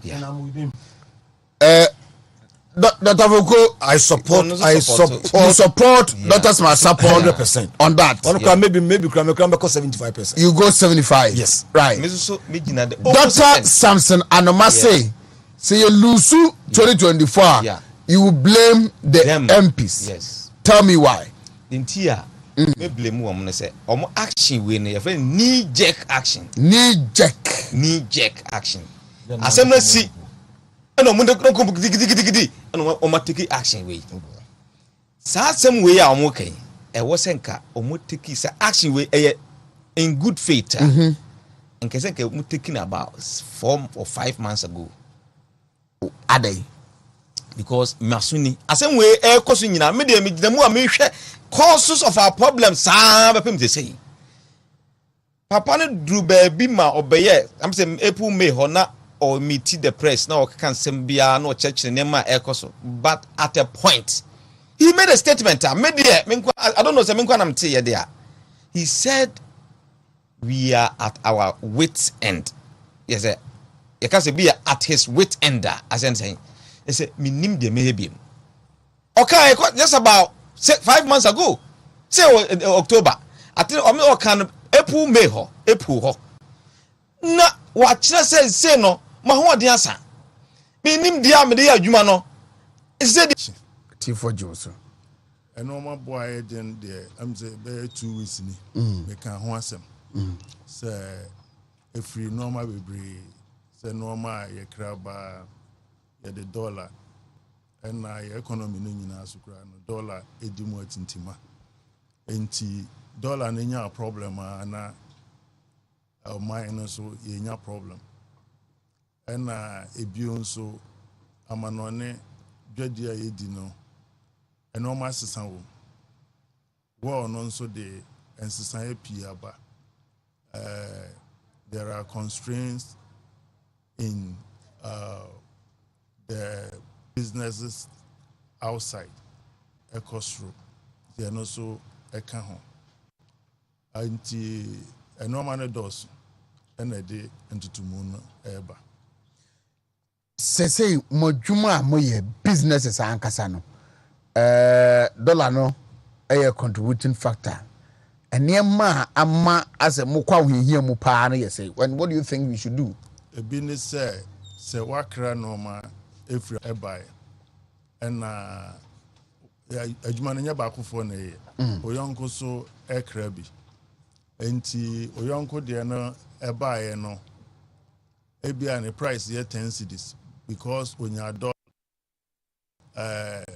cedis wo deɛ no ba na the dollar na consistent 14 obviously o normal boy be cost ɛbaeɛ no ɛwɔ sɛ wotumi tɔn ebia wakɔgye bank bosia ɛna de kɔ yi baeɛ pressure out also I say unya sika no come back otherwise the more you delay also the bank interest is now hovering around more than 35%. And also so pressure down. And the ABI also otiso. Now the nipa na onya and cost at the dollar rate of 10 cedis, a match. So obviously you'll be working at a loss. And the say dollar no will impact and the impact you fully, but it's very great. And secondly, so locally na okoto adie yamfa ne say normal no nyina oto ebia anwa ana sichire $100 oton na bedru 70, which is your minimum stock na wasen ato ebia 70 na aka ho sabra oton ba ko mienu ɛkwan bɛn na mufiri sɛ yɛfa so a yɛbɛtumi asɔ deɛ yɛhu ne ya no sɛ aban afrɛ m sɛ mommra yɛn nyinaa yɛntena sɛ yɛnni nkɔmmɔ a kwan bɛn ne yɛmfa so a mufiri sɛ kwan no ne sɛ ɛkwan no deɛ ɛso kakra ɛnna sɛdeɛ yɛka sɛ obiara ɛwɔ sɛ yɛhwɛ localization how to empower the citizens nyame adom adisuam I think some years back I'm say former President Rawlings Mbreso yɛnyina decided say adisua ehia nti FQ free compulsory universal basic education ɛma ɔman no nyinaa gye tom ɛma obiara de ne ba kɔ school sɛ aduru stage a yɛhwɛ sɛ enyuma local businesses no matter how small it is ɛno ɛna ɛbɛma ɔman bi atumpɔn to ohwɛ ɔman bi support ne local business ɔmo a embassies ɔmo wɔ ha nyinaa support ɔmo company wɔ ha no ɔmo wɔ ha yɛ adwuma nti we don't have any option than to concentrate on how we can manage the local businesses so that the more they are stronger the more the currency can be strong nti me dia metaka na dia a problem ne say your local businesses we are not running it well. They can be all our businesses are not being run properly. Nti I was say by why more individuals as a country we are not running the business well. And nti nyuma no epaja kakra bi na agya to fam. Epaja ya na agya to fam. Nti I was say the business running is like child upbringing. it's almost the same. Nti I was say the any ko enya ba akofo na titi akwala. The same way, it is not only the entrepreneurs who should manage business. We need to design a system. Ebema entrepreneur ne workers are buying new beer play the role ama nyuma no atimi atumpon a obi benefit anyway. But the way we see now is like as obi taking a pound of flesh in the business, and at the end of the day, we don't get anything out of businesses. That is the only way. Pragmatically, we have to redesign the structure of managing businesses. Because you redesign here, you new my because I may the CEO of Tonket. Men am here bibia. Mini ho anasa adwuma a tough. But it shouldn't be so. Na ye nyina ye wose ye gitum say nipa bia ya wono a moja wonimu. Enye selfish, undi nokre. That is the economic principle. Undi nokre unless you supervise the person. Enti so bi wonim de say accountant. Na say me nim de no enduru no na me de adwuma hye ne nsa hwan na hwe no so. That is the question. Obi HR so hwe me workers omo doso na me nim de enduru sa nipa na hwan na be hwe ne so. Obi ehwe logistics emfa ne say cars warehouse na say wa betina madwuma na me nim de enson sen no say de obehwe bia na me nim sen no say metima hwe ne so a the person will not be truthful. He will not be honest. And that is the problem we have in Ghana. So they are advocating and say, why don't we get, let's say, consultants or professionals? Na omon place our role. Na create more employment because we'll be anywhere here ajuma in business for free. Any work that you do for business is money, and we can create it for people to benefit. The young fan is lecturer say or entrepreneur or team in chain, much entrepreneurship. Obetima by a newman. Now I bet how you can excel with entrepreneurs, how we can excel. But he can only do it when we have opened our businesses to him. No. I read the books. No, nim yajuma numu asem. Almost you interact maybe every week, every month as a group. Maybe about 10 of us, 20 of us. Now you can say lecturer. Edini nim die. Yeah, problem be about. It is said your yajuma numu. Then he goes back, read the books, and come and explain things to us like teachers, lectures, school for in that way, we build our capacity, and we do. So as soon as accountant professionals, ebetimi aba, na omabe group here, na omahwe nyuma accounting. So young fan say me, with your 5,000, a group of my level, it you 5,000 a month. Na their money per group on also act in the office. Now or also a supervisor, my accountant. So that the accountant, the information he will provide to me is good and accurate. At the end of the day, Majuma no betum more than said yatima so that accountant also will be well paid. Our taxes will be paid. Taxes is a bone of contention.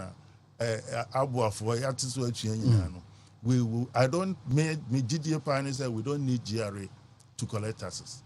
Really? Yes. So me Wontumi. I will only use 25% of GRA staff, double their salary, which is about 50% of the current emoluments they get, and then put the structure you are making there, so that at the end of the day, the supervision will not come from GRA, but it will come from somebody whom I believe is helping me grow my business.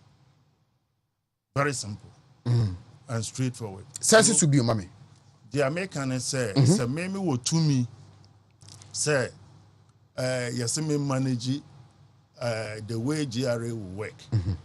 I will use only 25% of the workforce of GRA, double their salary, which is maximum of 50% what the nation is spending on them now, and then pay redundancy for them, and let the consultants that I am describing, or the supervisors or whatever, they will supervise businesses. And because we are in the group, if I'm not paying, they will see it from somebody else.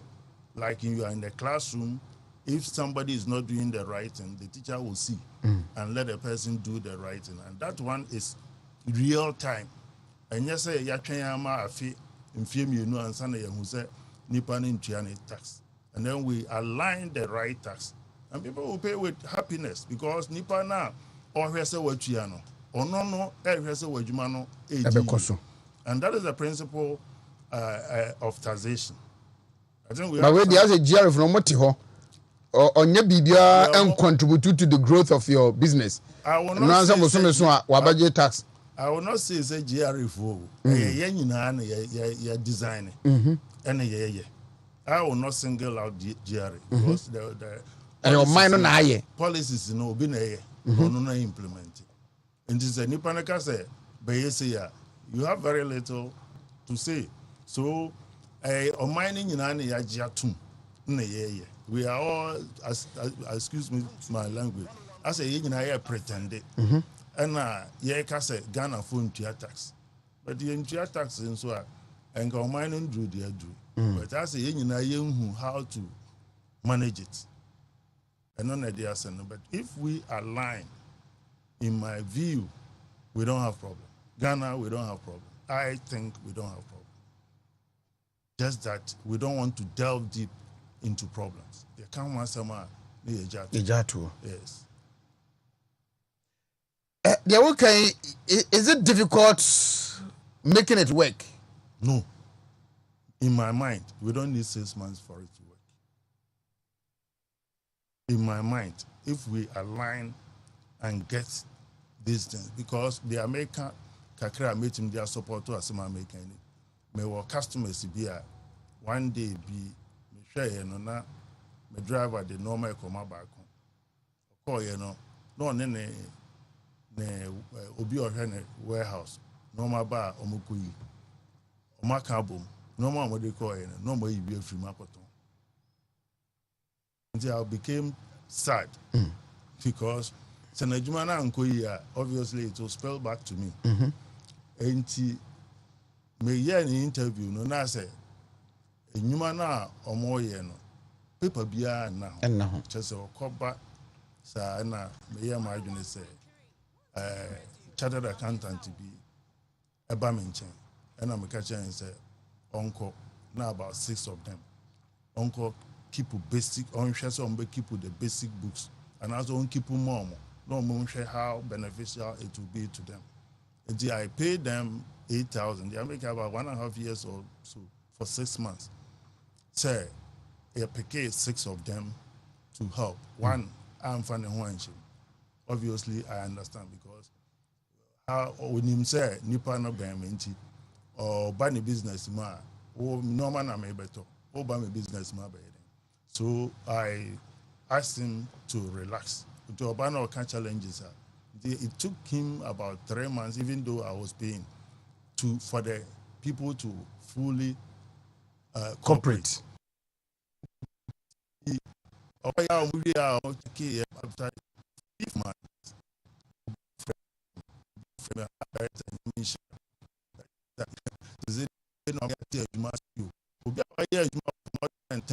Years.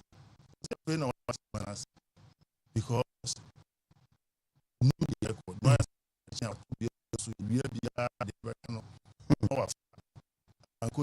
and it's so for all businesses, even big ones, it's the same. So we need to really come back and realize, hey, Wontumi TV, Wontumi FM, a Tonket company, and in a deal mine tumpon. And sir, we share sir in human so and a bema nipa opportunity to create the wealth. A bema ya tax no obi betua no food. Omu nyina buy into back buy in my office. E beda masino na maybe say and say ultimate relax. First, when you do and as a pressure one. Yes, obi so there say the bank now say or rural bank. They were charging the person, I think, is it 45%? At that time, I know 45%. Ultimate analysis, extra expenses, and then interest component. We are not on pay loan. No, I'm call bank. Of course, he doesn't need the loan. After all, or buy a free nadia. It is so free na say mum no moja free ni sikam dia. And comrade, no, but about 27%. From 45, it came back to. So these are the efficiencies that we can have in businesses and in our system. So a lot of things we can gain. It being so dear, I say, none working capital unim. And it's the following month, no, another working capital. It shows the improvement over the previous. So they were so happy. Happiness were all around. To me, Bisaman was buying beer or Bagia Tum say, Sadia way or Bayano. Nobody would say, exactly. They also demand one from I can tell you the words they use for me. So, Obia Niaji. Nancy say, also a call back on her, or share and over bear 1 year. Just a working capital and I jump so high. It gives motivation. What about say when himself man yeah who say you cost I say normal good no man so crazy as right now in maybe we have a lot of challenges in business and we need this is the best time we have also been I mean saying it yenda you come but so also the ebe boss sa no na ma de na no ehia say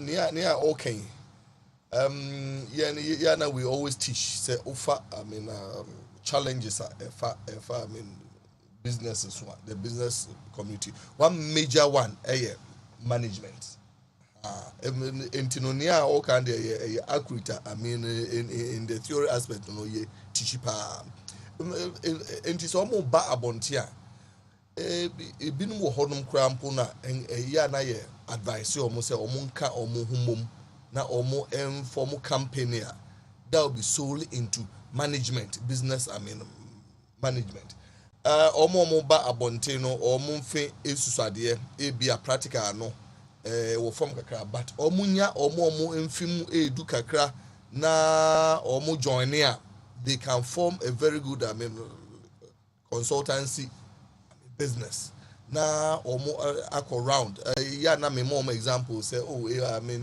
ho say KSU o cross kwan no go say asafo enclave no wo honum asafo enclave no business is so many omo wo into printing press and that industry alone no wo honum omo I mean shops wo honum beauticians and barbering but major challenge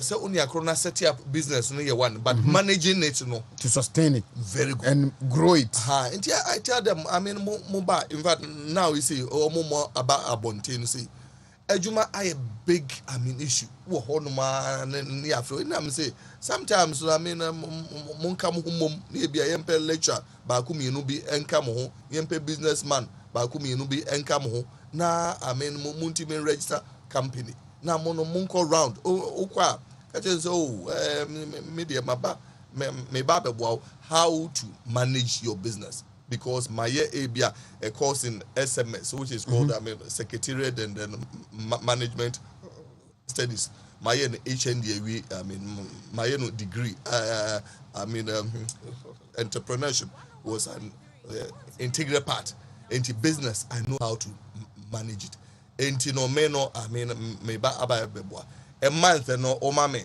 1,000 kra no I am very happy na say o share business we ase na say onu hu say I mean within a month no ebia wa create accurate books amano we hu say cash inflow no enie nia eko I mean outside no nie why I mean inventory na amano na amna hu the next 2 months we hu say oh afi de nie manage na ono any abaso the third month no hu say profit.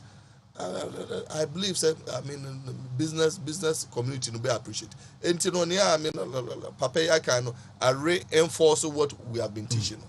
Sometimes here a program here friend of business incubation clinic. Business incubation clinic no sometimes you quite encourage you trauma de you mobilize omunya. Yeah mo be from business I mean community no aba share practical experience challenges or go through na hono no ya evolve how do we help them to solve it in the business incubation no sometimes you should be a friend of idea generation so ukra no I mean waba bonten business bena in fact I mean what can you do and until oba KS you entrepreneurship no you ma start it before you even come out me in my class say a compulsory say oba come out with a business project so about with business project now demonstrate how ubetima ayen e bim krampo shase before the I mean even live and you know I mean at this point in time I will say creating I mean employment so much you know I will say theory no and practical so no issue na mesre I mean opinion say yeah almost association no omo ma ye ne omo issue na e bia yentimi and collaborate more especially through you know say long vac no ya na ye pese e dibi kura mpoko attachment ye hu I mean baby I am form I mean enko but if they are available we can send something now yeah so no you go around to see how they are doing through that you know you bet me interact more near na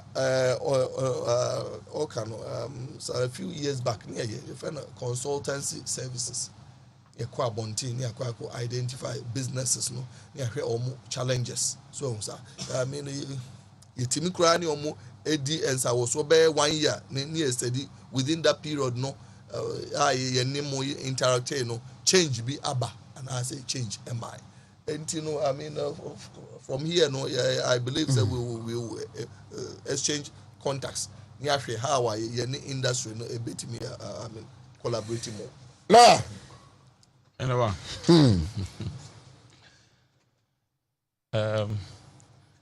Brian we cannot talk much about our problems because the problems are already diagnosed the aka and the kwanya be free challenges in them and they said going forward and you bit me ama man for netimemu for ho ahenhan wo na brebia no the association so say timemu for no man for ho ben han ya na chesa aban ho ahenhan no because country no said the structure no aban and the largest spender of the in the country so aban no ho kire na the rippling effect is that obia anso ho be kire no e wo man no na enema ni bi wo ho no ma I'm say you tackle basics now for now ebe boy because any so ade hu na aban ne wo say obehwe ama omanfo ho han o mo bi ni say ye man ya kra ne ma che abredodo ne ma kra na ne ma kra no so it goes with using the foreign currency and you be sika akọ han akoto ne ma aba about a year ago na me kra Twitter bit for Japan about that time now you dey 25,000 e bi kra 23,000 na say me ko try be no bi abe pack bia for say one dem tell my okay what one say see the dollar around 7.5 about now it is about so the pressure dollar because of excessive importation no matter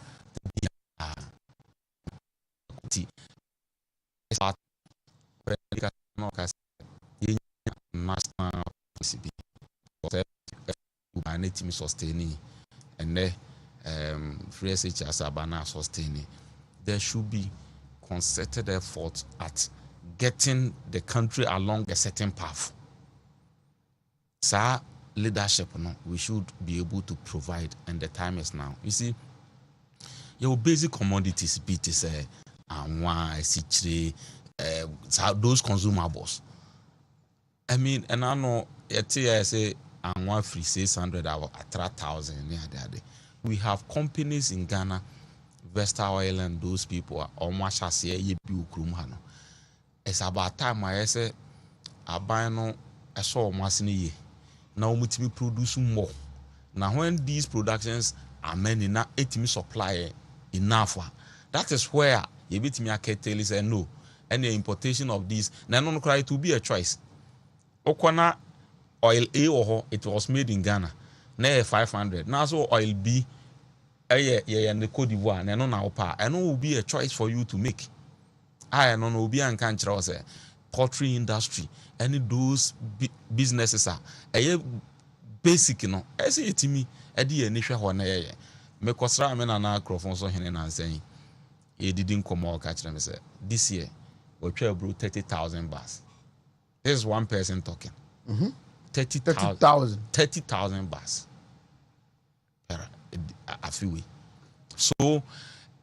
Can it not be a national policy? Say, I'm funny, say, he say a kruma, a timia employer, youth ya, bebre, nam street. Ye cast a nomination application form for migration, those services, police, military, near there. Nipa a troop course, so, for instance, if we have this policy that we are going into mechanized farming in the whole country, in a large scale, organized and being led by the government. Na yetimi aye na yem produce ni need ye hia wa ha.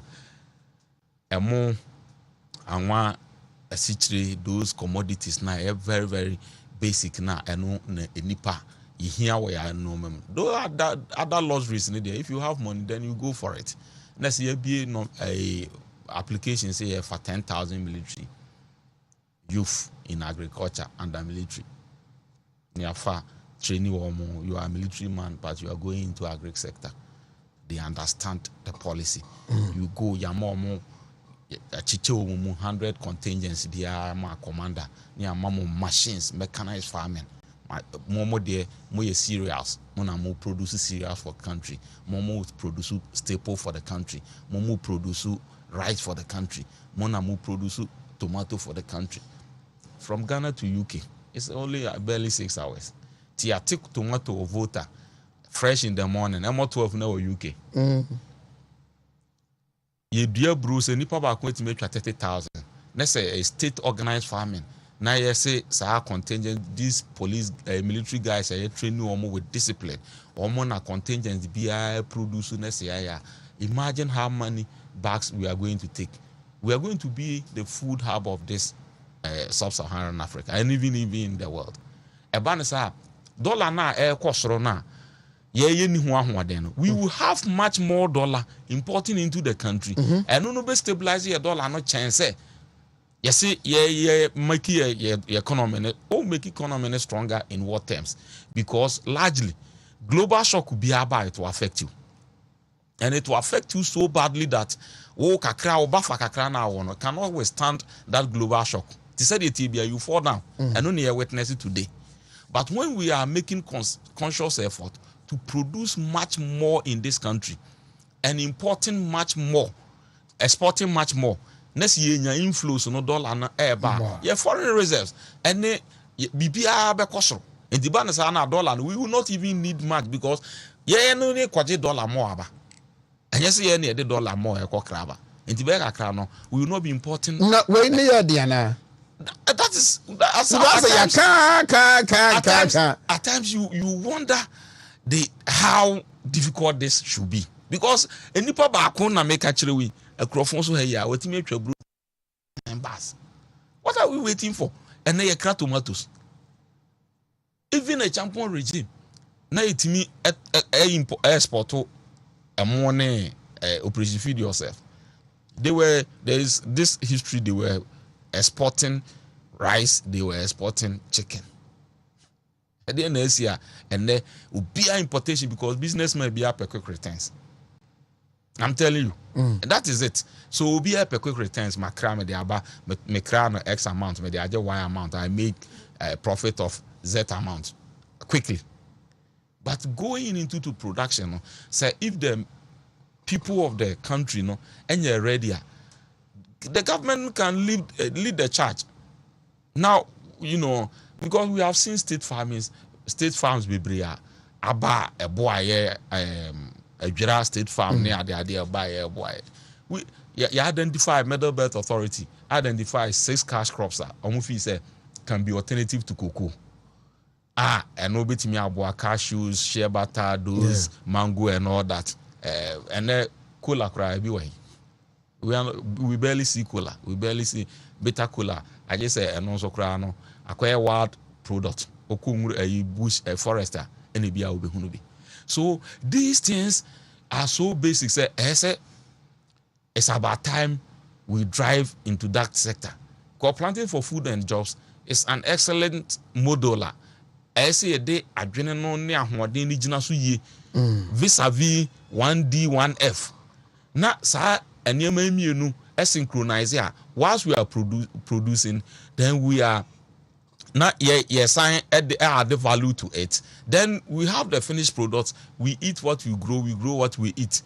And no boyama, sir, over foreign taste now, ye develop obi a mono. Obi anya bi di but we say we no odi and enye yasmi enye hwan then we give the giving terms but ni nyina mu no ye die kura has been proven say no kura much more nutritious than but oko marketer how do we treat it, the finishing, the product.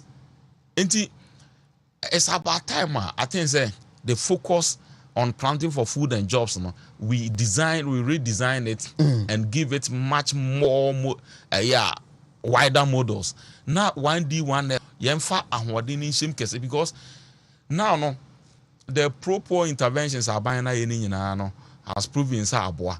Nemum no one way ahwochere ne ba people will even forget about that. I'm telling you, today people think yetekanienwa is normal. People think Obako school free are normal. People think Nebako school near are normal. But normal.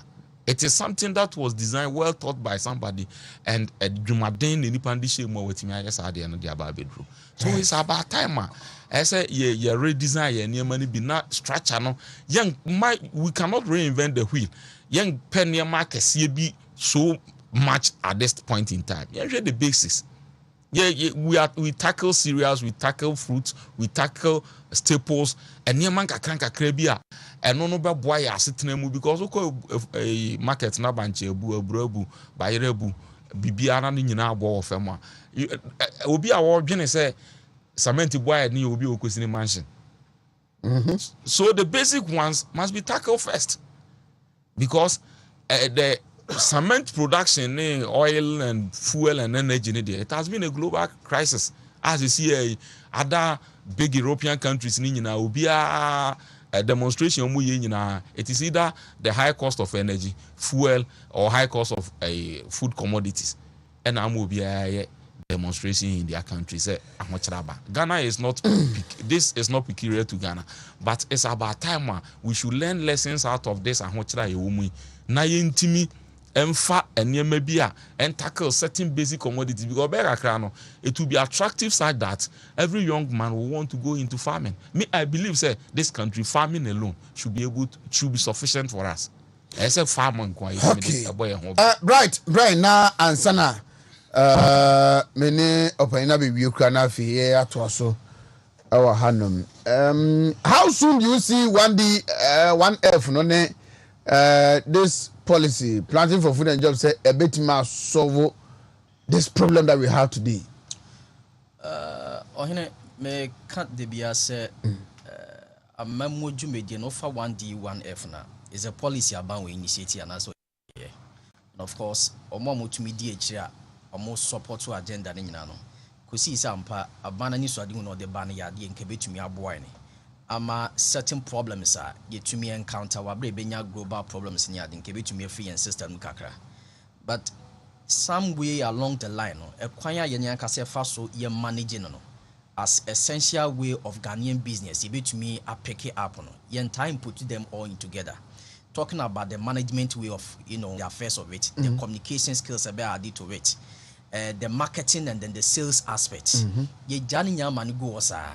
Na acquire said the policy has come due. Na acquire said the policy has come due. We are interested. Ye be embark on it. By a coin be fast man the exploitation now reaching every part of Ghana. The entire tackle the match. Typical example.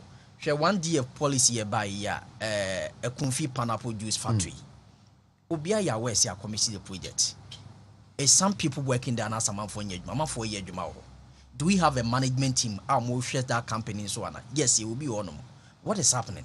A lot of can say my conquer Ghana. Any Ukraine who could use that. So what is happening? Yet to me branded calipo. A money bedin he wo. I mean my conquer Ghana munina. But who tasty a could use. Now who tasty a caliper. You can see the difference. But a coin be fast to me a communicating sa product we. Na marketing any the sales work na atrako bebiano. It has been the problem for Ghanaian business, most of the Ghanaian businessmen. And you know, I had back on was here when you tackle from that angle. Yes, the government in to me asset a platform their money. But with the businessmen, see the skills na amfan kanwa into me boy. And on here the back on masa after when say most of the businessmen no implement programs. Me can way in a sense say oko business sector na. Dan will be a wedding cow man as well. Yeah, dear son, and your better. People find it difficult. See, make it approach. Now, you who the magic and you panu you ya what you do some pempers one. And most of times, crisis can be see our my more. Ubons will be a starting business within 5 years, not business now collapse. Obi so running be the same kind of business about 15 years, 20 years, 30 years down the line. Still, crisis na buy the business that's where the 8 tumpon. What is the magic? We can get closer to some of these prominent businessmen. Na ya kwa kakra. Beni pane ba no fi say me de me homia na my establishing me company. Enti ma menye bibia san ye wasa me de meye. The moment you go by that kind of areas and so no emboy ne ema Ghana for ye ntumi ntumpon we business e was ye. One thing I believe in that I did biale we asa fana baby atumi ayamena di hini bia no. Ghana we are capable of doing same. But yem problem no yes minim say showmanship o say mempese memo obi ehunu makro ayemu se denyo wodun awonte ase and gradually flopping in businesses e Ghana. So I wish senka the business society no ebetumi ehunu the essential mandate ebetumi aboama ye businesses etumi gina ye. And as I said, communication is key. We communication film enyi marketing alongside the sales is very important. But kwaba ne fast wa ye yusu ni nyina ema ye businesses e cost wo Ghana it will be the pay. Now we are talking almost about more than 100 factories operationalized. But on ebe mu dodo se na ye tai hu won product no say bembe that is a problem. That is a problem. But obroni ba Ghana say ye wo one day one of you am say asukwa ha say ye wo Vesta oil am ye cooking oil enti ene ya ye say and why a crab no every 600,000 no so Vesta oil no pe bia ta benya no he because I know say it will be lesser cheaper than the crab ya ye say do 1,000 2 but the hen awoku hu no omu produce sa oil no crash de robe no mu bo am manfo hu say ye wa anwan bi wa hanom na ye lesser wai ohen na sa ne lawyer kan ye no ye pentem so nya ntem wenka niema ekoso wiase afana nyanka advantage to most of yen local businessmen. Baubo koma no sa Vesta oil asma wo kemi ni price of any item ne de.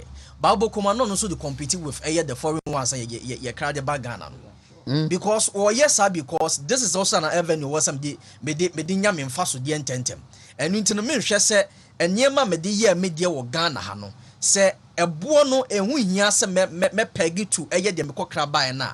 Me concentrate on my side no you won't do that, but rather mama hwe when e dwa so man so de enti when e fia man no ba ye turn say dia mama so me peg me dey to the same way ye ne san so embo my business ntumpon enti ye besere abide between the policy about I said, but we the individual na ye be so policy ni mo so no ye was said bebre wo se ye I bet me aboa. You know, governance as we are talking about, and yabako for this one. It's not just about politicians and yato about manonkwano and a bit to answer way.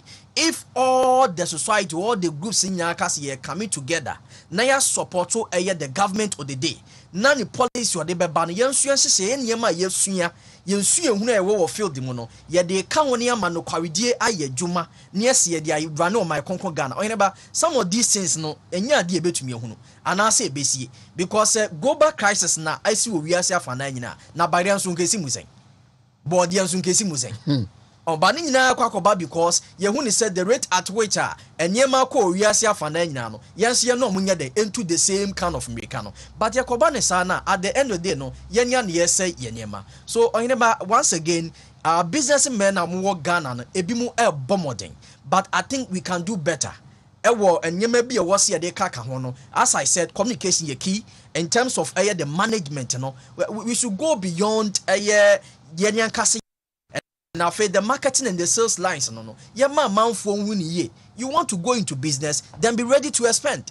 With the more now we're spending, and the idea then I mean, one person the number you know, now better than now person some can in and your best say we are with them and we are ready to buy their product. But on men you won't na a man force will Ghana alternative to that of the free Amanonebano.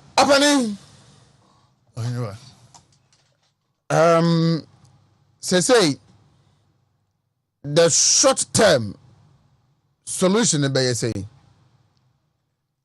short term the solution is assurance is critical. Economics and life in general dwell on assurance. And me, I support the call say the president will come out and accept to say we have problem. But like he did for COVID, I think he should be able to do it. Engaging exactly. Ebema ahontoso aba na enyuma no nso e wo se yekeka ye ho na to say dia lawyer any way can me for example be ewo 1D1F made you cannot give what you don't have. And they say me wa China and India now we're managing a tomatoes business for many years over China. I'm saying when you challenge kakra or relocate back Ghana. So baby at the same period who say I don't want to mention the name. There is a local business be or no super so by the same tomatoes business. China ni no niska. Nti oba Ghana for now no be diska we advance no promise here. Be oje be a 1 month. No supply na or rotate yes and no question na ohwe factory away or it will amaze you. Now may they compare their Ghana in the year or from why the difference? The difference is the know-how. And yeska, and yashi factory na China in Nisino. Nipa no more managing or manage bida is now coming to do try and error. Try and error will build up in your cost. And America said we need a managerial supervision system.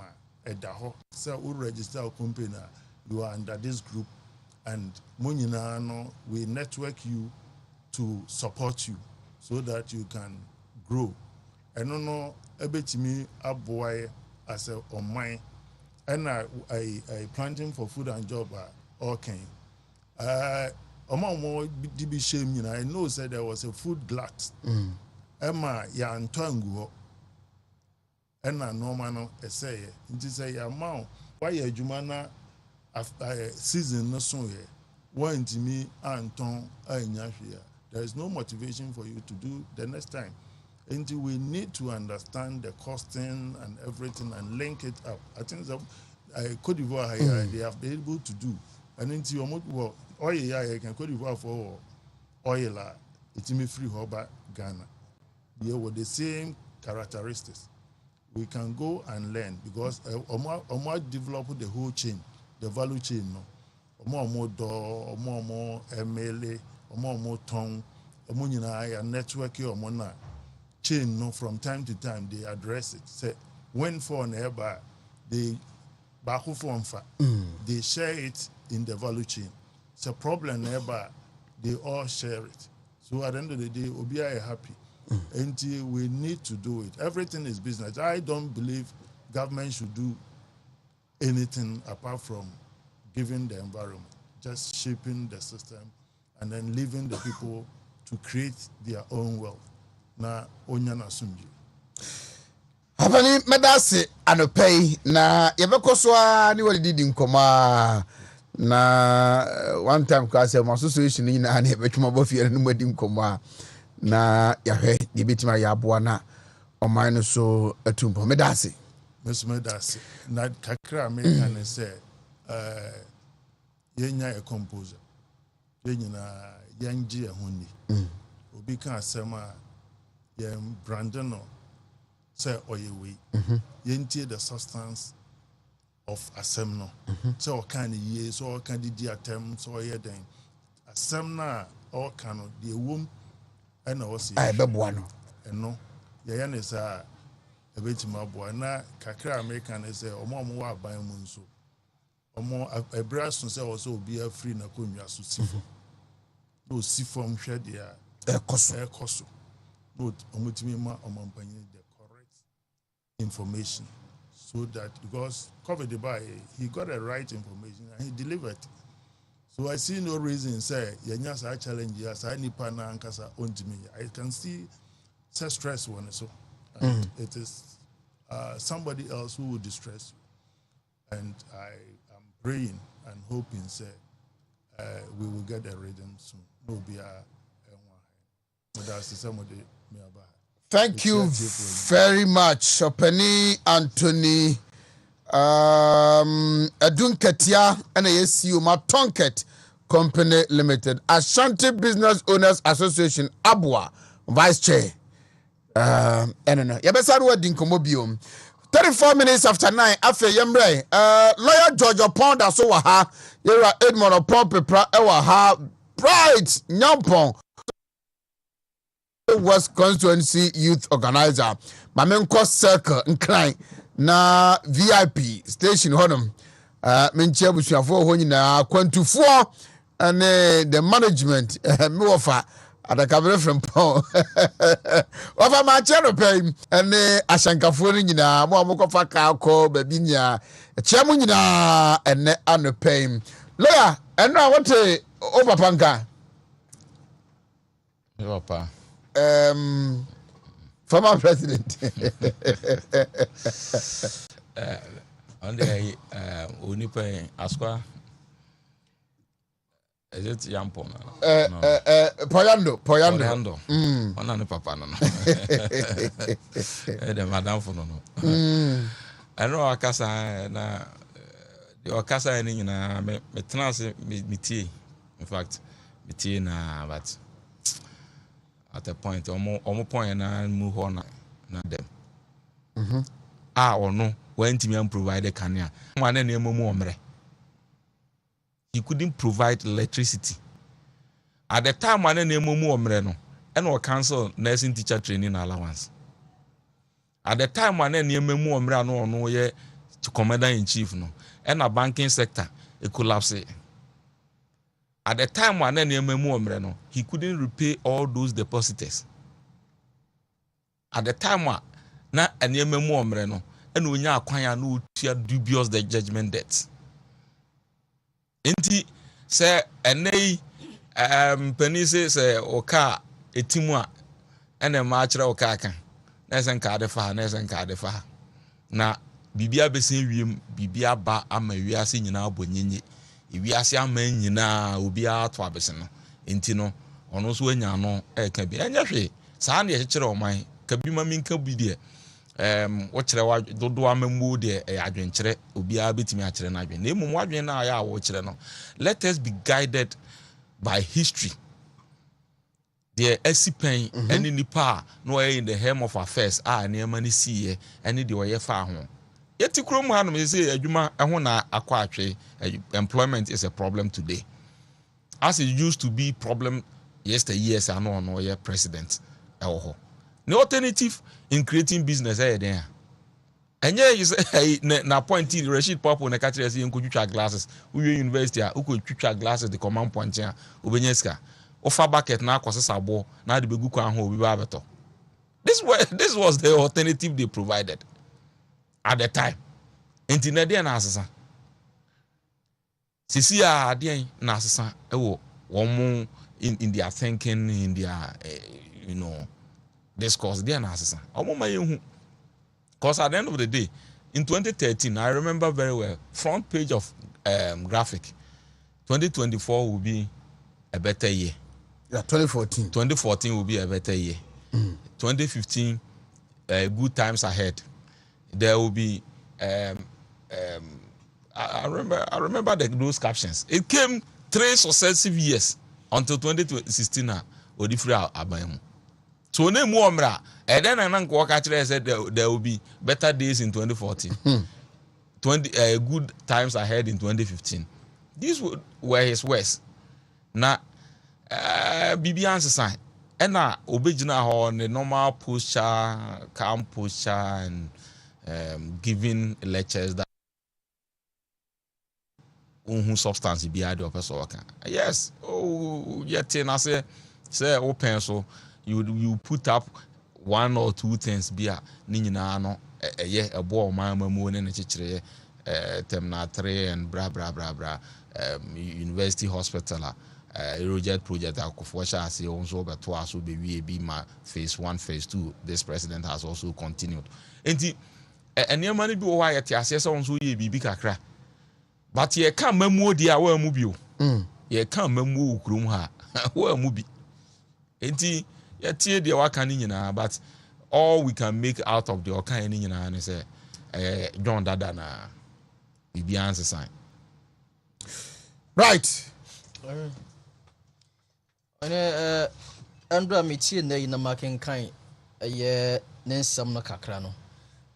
Full of inconsistency. A dozen. Which your command near canon or bagan or becca, or any difference in Dawson. Okwama na interview okoye no metie npa na okama wiase nyina ate se COVID-19 any Ukraine Russia war no e yade affect wiase afa na nyina ba oba Ghana ne presentation wo yam na akwakoye se COVID krampo de enya impact bia wo Ghana so enti weni ye ma no koye se ya ba be the usual political talk ma menye bribi na Ghana fo huni se ampa along the line I'm still preparing to contest coming 2024 election. And who do man who say former president Makoye. Just as lawyer say a kind alternative be no me who so the Maya, 7 previous are useful. A bit to me assess a prim situation your name was if he is the current president. I mean who the alternative you make over the Maya sir. But any news and my baby because as I said, Obi was a president at the BMD. Never be see no betumi aye on ka bibia e bebo a se fachiche woman no ana se oman Ghana no entumi ntumpon na bibia nwe ne peye. It's good. I think or catch a former president can say President Kofo bra no ye fagbera that until so be president no untumi nkasa mfa eye amambo ho perhaps e be on president pen and he is using that kind of asem or the catch a president no and then no so dia kasa bia but this lecture there all the to bia na ye opposition. Now His Excellency Dr. Alhaji Mahmoud Bawumia will just simply so in some Canada. Now to me say either a month after now say 2 months no. That kind of reflection. He made a lot of prophecy on the CD. Along the line in Nana, you must say any man in Akosu, there be more Ghana. But need the Okaka in Nana. Mimi as I said once again in Sobia or Kam Nakosi say are buying cut the size of the government. I do when you across the route a year the lecture or the first one. Then you know the buy inside. I mean, or cutting it down. Assuming say you take the rate at which you tria a ministers ka e Ghana. Does it mean say no solve the problem say you koto bayra na se banchi e wodwoma ne bo no e be kofuma na se be dia dia. So obviously the usual political game is adwuma no koye. Enya de fufu bia say wo yama Ghana for wi sampa. Okose akire wo no se bi mpreduase wo sua ne ma bebre bia ma na konya nkobetundi asesa e yo man Ghana sebre. Bibia ni wo no mo. Just as lawyer said, a decorated monkey is still a monkey. We see and said, dear Crown and who offense said, yet, and into former President Ma or yet a mess to the good people of Ghana. No, a BBA no assessor, one system for that lifestyle. No, in fact, if you be the president today, Ghana or how near money and Nemono, a bayer Cassias and send you winning. Because BBA knew what a bebwine, Team Ben or Bemanagi is not the same old team now on the opposition. Or one that chose I in Yademano, out of force in the team. One that turns a church or San Crate de Mano. So new, I'm what they bow on board. At forcing was several the ministry will be paying. I mean, the team members, one and your minister paying. Until there is nothing new why you only sell for my president, man, or just in PS who can. Whatever bread a year Ghana for this year. But it's good. Say, as former president, no, or better say, not drink. A man, the man for Swati Sampa. Or no, so my conquer Ghana more, or Shan Ye Koso. Or you may have the back one shaming crime. I make come my party for young Tosso. Next say, the no quarry bay, you my ding. Na enyema ekɔ so atwa ye ho ahie no ye betumi e dia no atom aye ntoto yes in ya ye bekɔ so nya gidie sɛ breaking the 8 na possible no